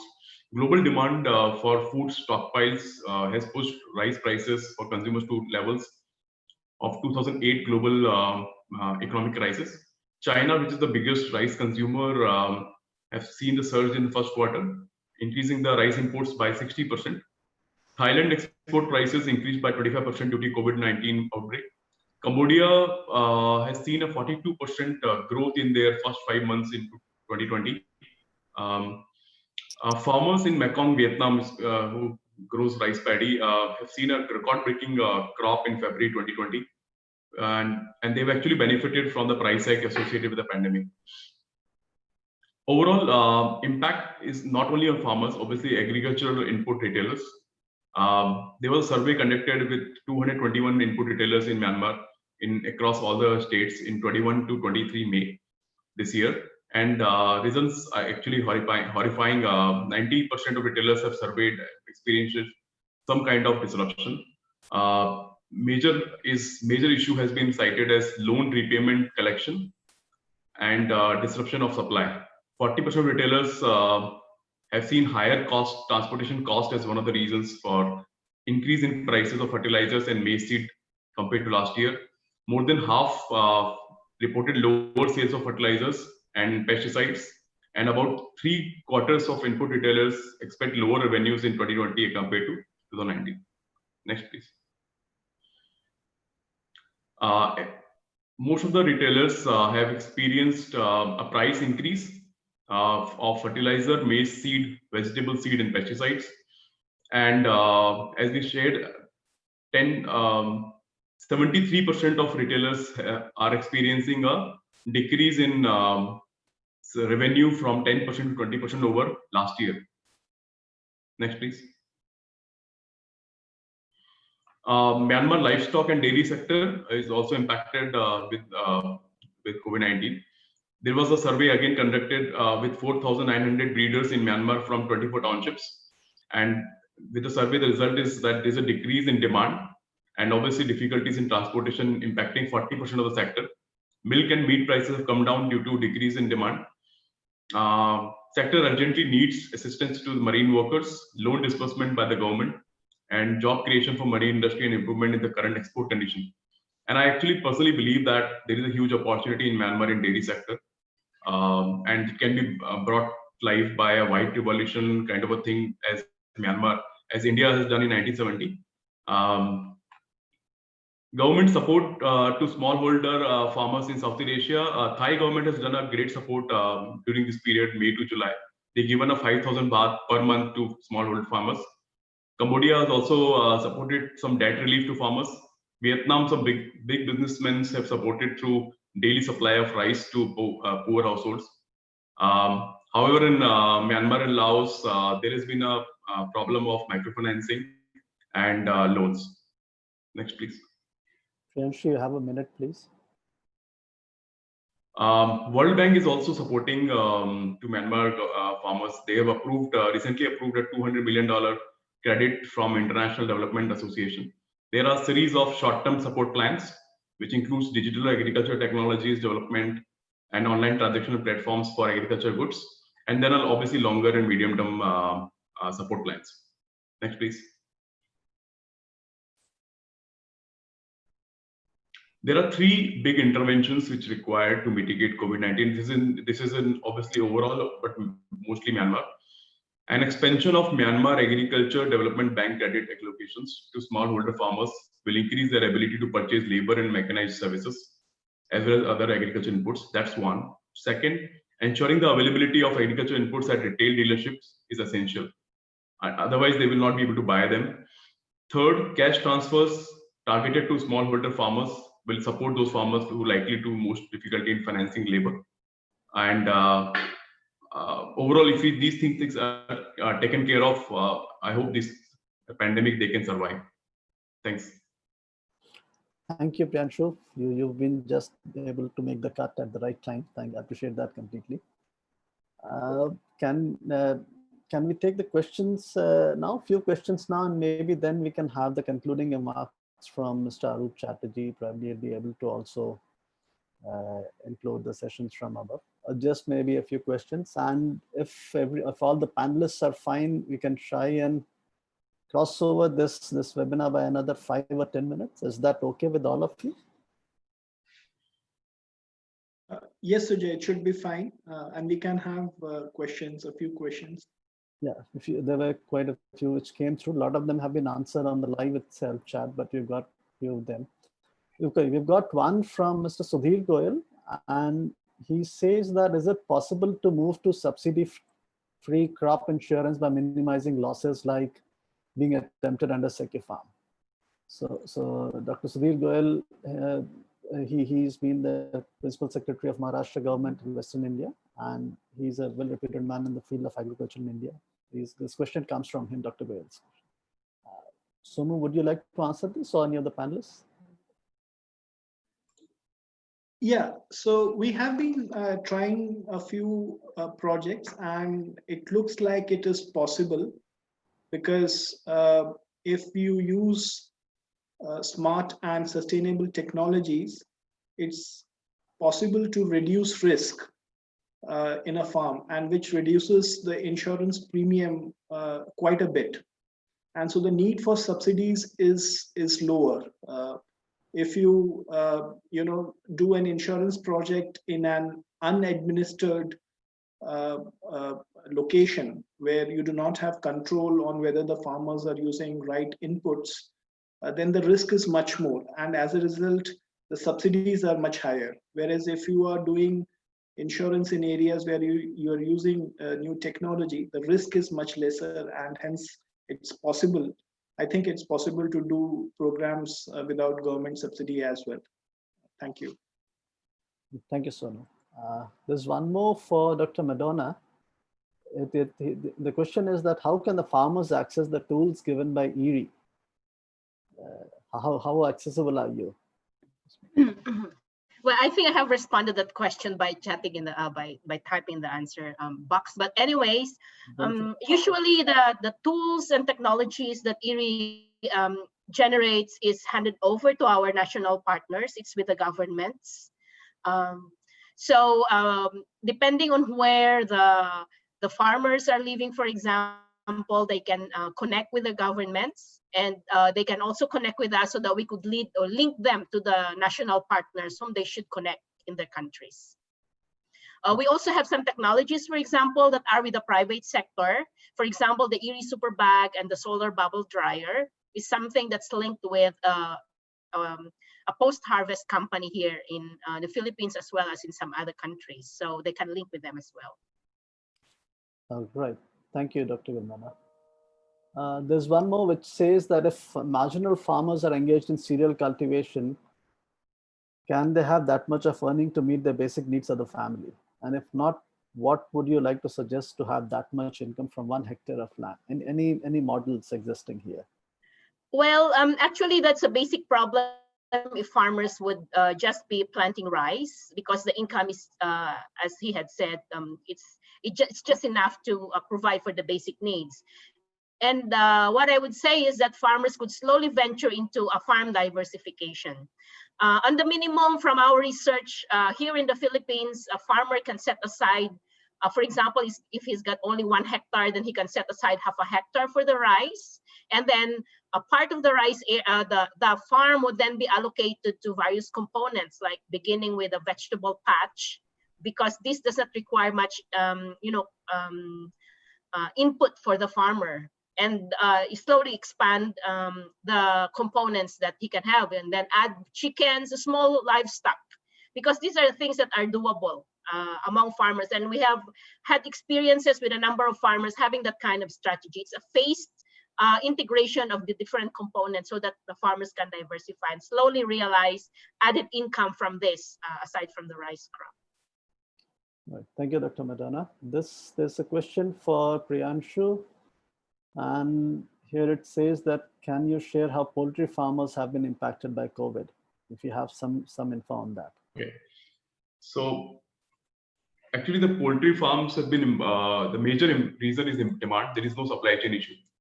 86% of the poultry farms have expected a total revenue decline in 2020. And the demand for broilers suffered a double hit actually in 2020. A January salmonella outbreak followed by immediate obviously COVID-19. 27% of COVID poultry farms have suffered, out of which 64% of poultry farms have suffered cash flow problems. Broiler prices have skyrocketed from 2,520 chats per vis to 4,629 chats to vis. So I think the overall demand is an issue there, and then this can only be taken care in a longer term or medium term view. Thank you, Priyanshu. That helps. We'll take more questions maybe later if we have the time. Otherwise, we'll try and answer these questions over the email. We'll send it to the panelists. All of them have been recorded here. So participants, please be assured that it will be taken care of. We can now move forward. We've got Mr. Arup Kumar Chatterjee for sharing his concluding remarks. He's the Principal Financial Sector Specialist at the Asian Development Bank based out of Manila, Philippines. He's got 2.5 decades of experience in operational, regulatory, and policy aspects of the insurance sector and finance sector, reforms, development, regulatory and supervisory oversight on architecture, pension, health insurance, disaster risk financing, multiple subjects as far as agri-financing and agri-insurance is concerned, and financial inclusion, especially in the Latin American, Asian, African countries. He's currently leading the financial sector development initiatives in insurance, private pensions, and contractual savings, as well as financial inclusion at the ADB.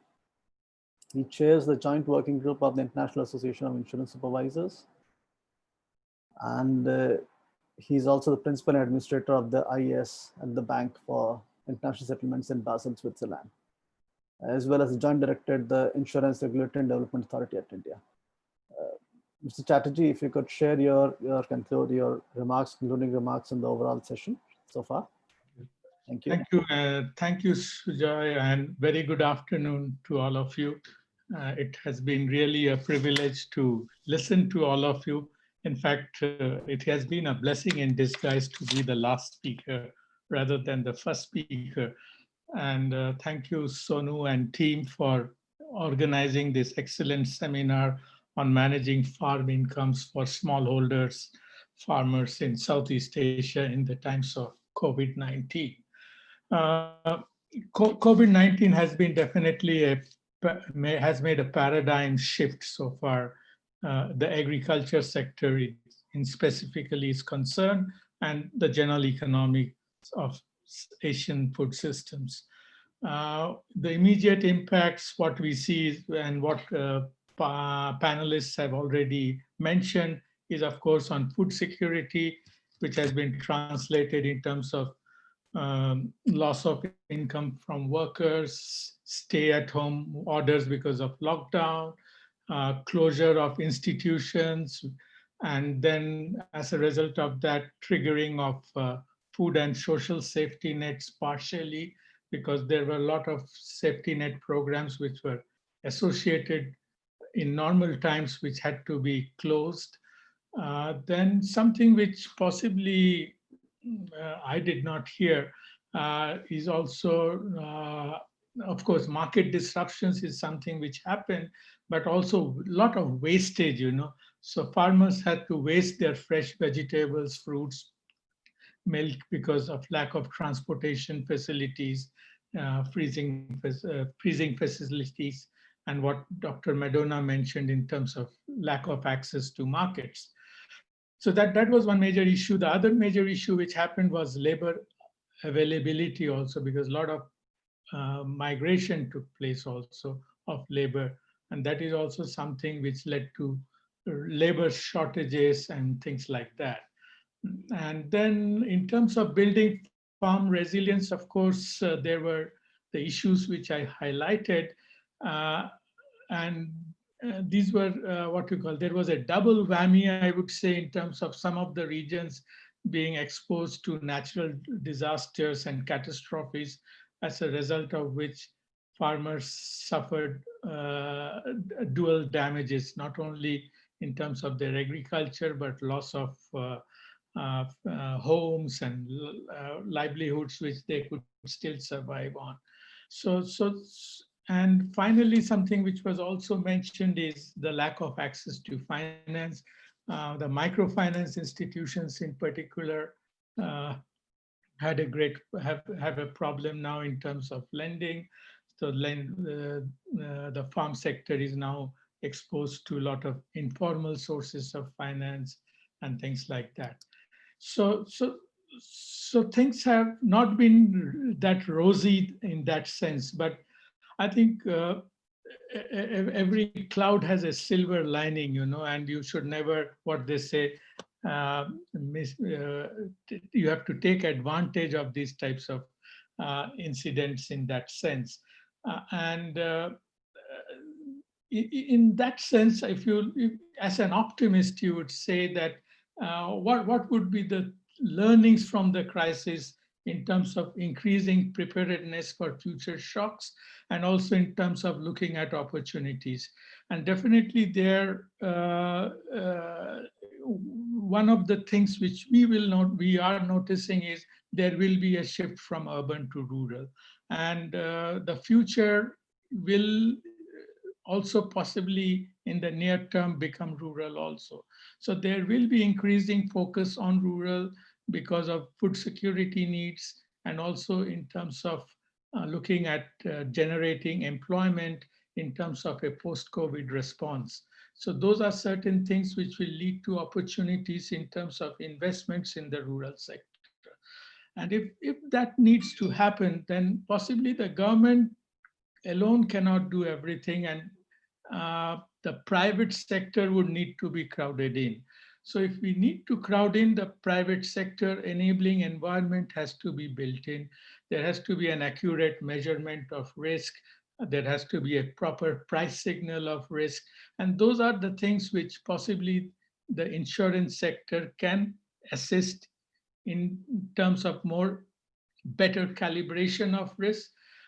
They can use better technology which is available today in terms of helping them calibrate those risks. And where the government needs to play a role is, of course, enable those investments to take place. Insurance works well when the residual risk can be reduced. It is only the residual risk which has to be insured, and the inherent risk which is there in anything, any activity which has to be reduced. So there has to be a lot of investment in risk reduction related activities, and therefore this transition in a post-COVID era, what we call the new normal, will need to look at more resilient agriculture sector and food systems, which will not only respond to future pandemics. This is not the last pandemic we are seeing. Maybe the next pandemic will happen in a shorter frequency. We need not have to wait for another 100 years. But then there will be other catastrophes and all also, which and other vagaries of nature related to climate change, which the panelists already mentioned, which they also need to grapple with. So in terms of, to conclude, I would say, in terms of securing and building upon work which has already been done and creating those opportunities, we need to look at how markets could respond to changing climate, market demand, technological development, and where insurance can play a role in terms of managing that low probability and high impact catastrophic risks.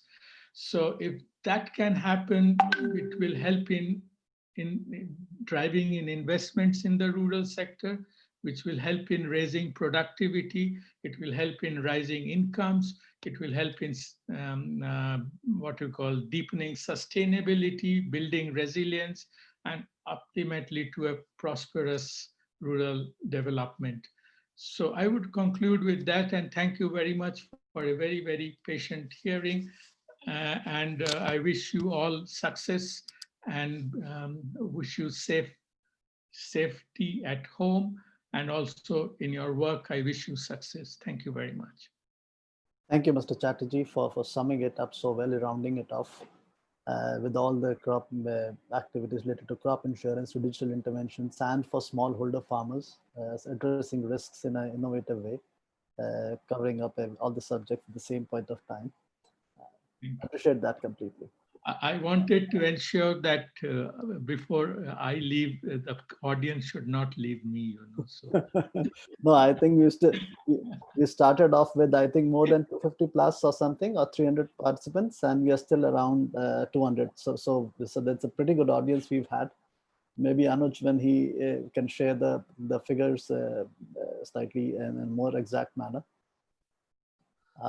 If we've come to the end of this, Sonu, you have any last words, or maybe we can just close this after this? How you have got last words, or Anuj? No, not me.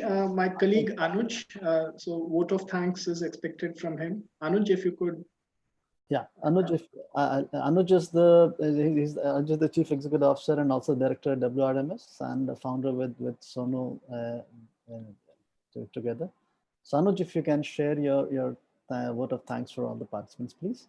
Sure. Thanks a lot, Sujay. And it was really a pleasure and enlightenment for me to learn so much about agriculture in Southeast Asia and how insurance is being offered in some of the countries, including Cambodia. A big thank you to all the panelists and all the speakers for sharing their views, and which actually covered the whole span of agriculture and risk management. And also a very big thank you to all the participants. I think it's a pleasure to see a large number of participation and a lot of questions related to that. And a very important thing is that we have noted down all the questions, and in case we have missed answering some of them during this webinar, we will respond with our answers very shortly. We are also going to give this webinar is available live on YouTube, and the recording would also be available on YouTube. So when you are going to respond to you, we will also provide the link for this webinar. One can see it on YouTube. So that's another thing. And all the presentations, of course, will be visible on that. We are also coming out with a paper, and we usually do that in all our webinars. We come out with a paper which addresses the key issues which have been discussed in the webinar, and also suggests key solutions which the speakers in the webinar have proposed. And this paper captures all these thoughts, and we would be very keen on getting more inputs on that from both participants and speakers. And we would share this paper to all the participants. This would capture almost in synopsis of whatever we have discussed today. And thanks a lot. Thanks a lot for participating, and thank you for staying back for longer than usual. It's a pleasure to be here. Thanks a lot. Thank you all. Thank you. So maybe we can, with the permission of all the participants, we will end the session today here. And thank you all the participants, all the panelists for being there. Thank you. Thank you very much. Thank you. Thank you all. Thank you. Bye-bye. Thank you. Bye-bye.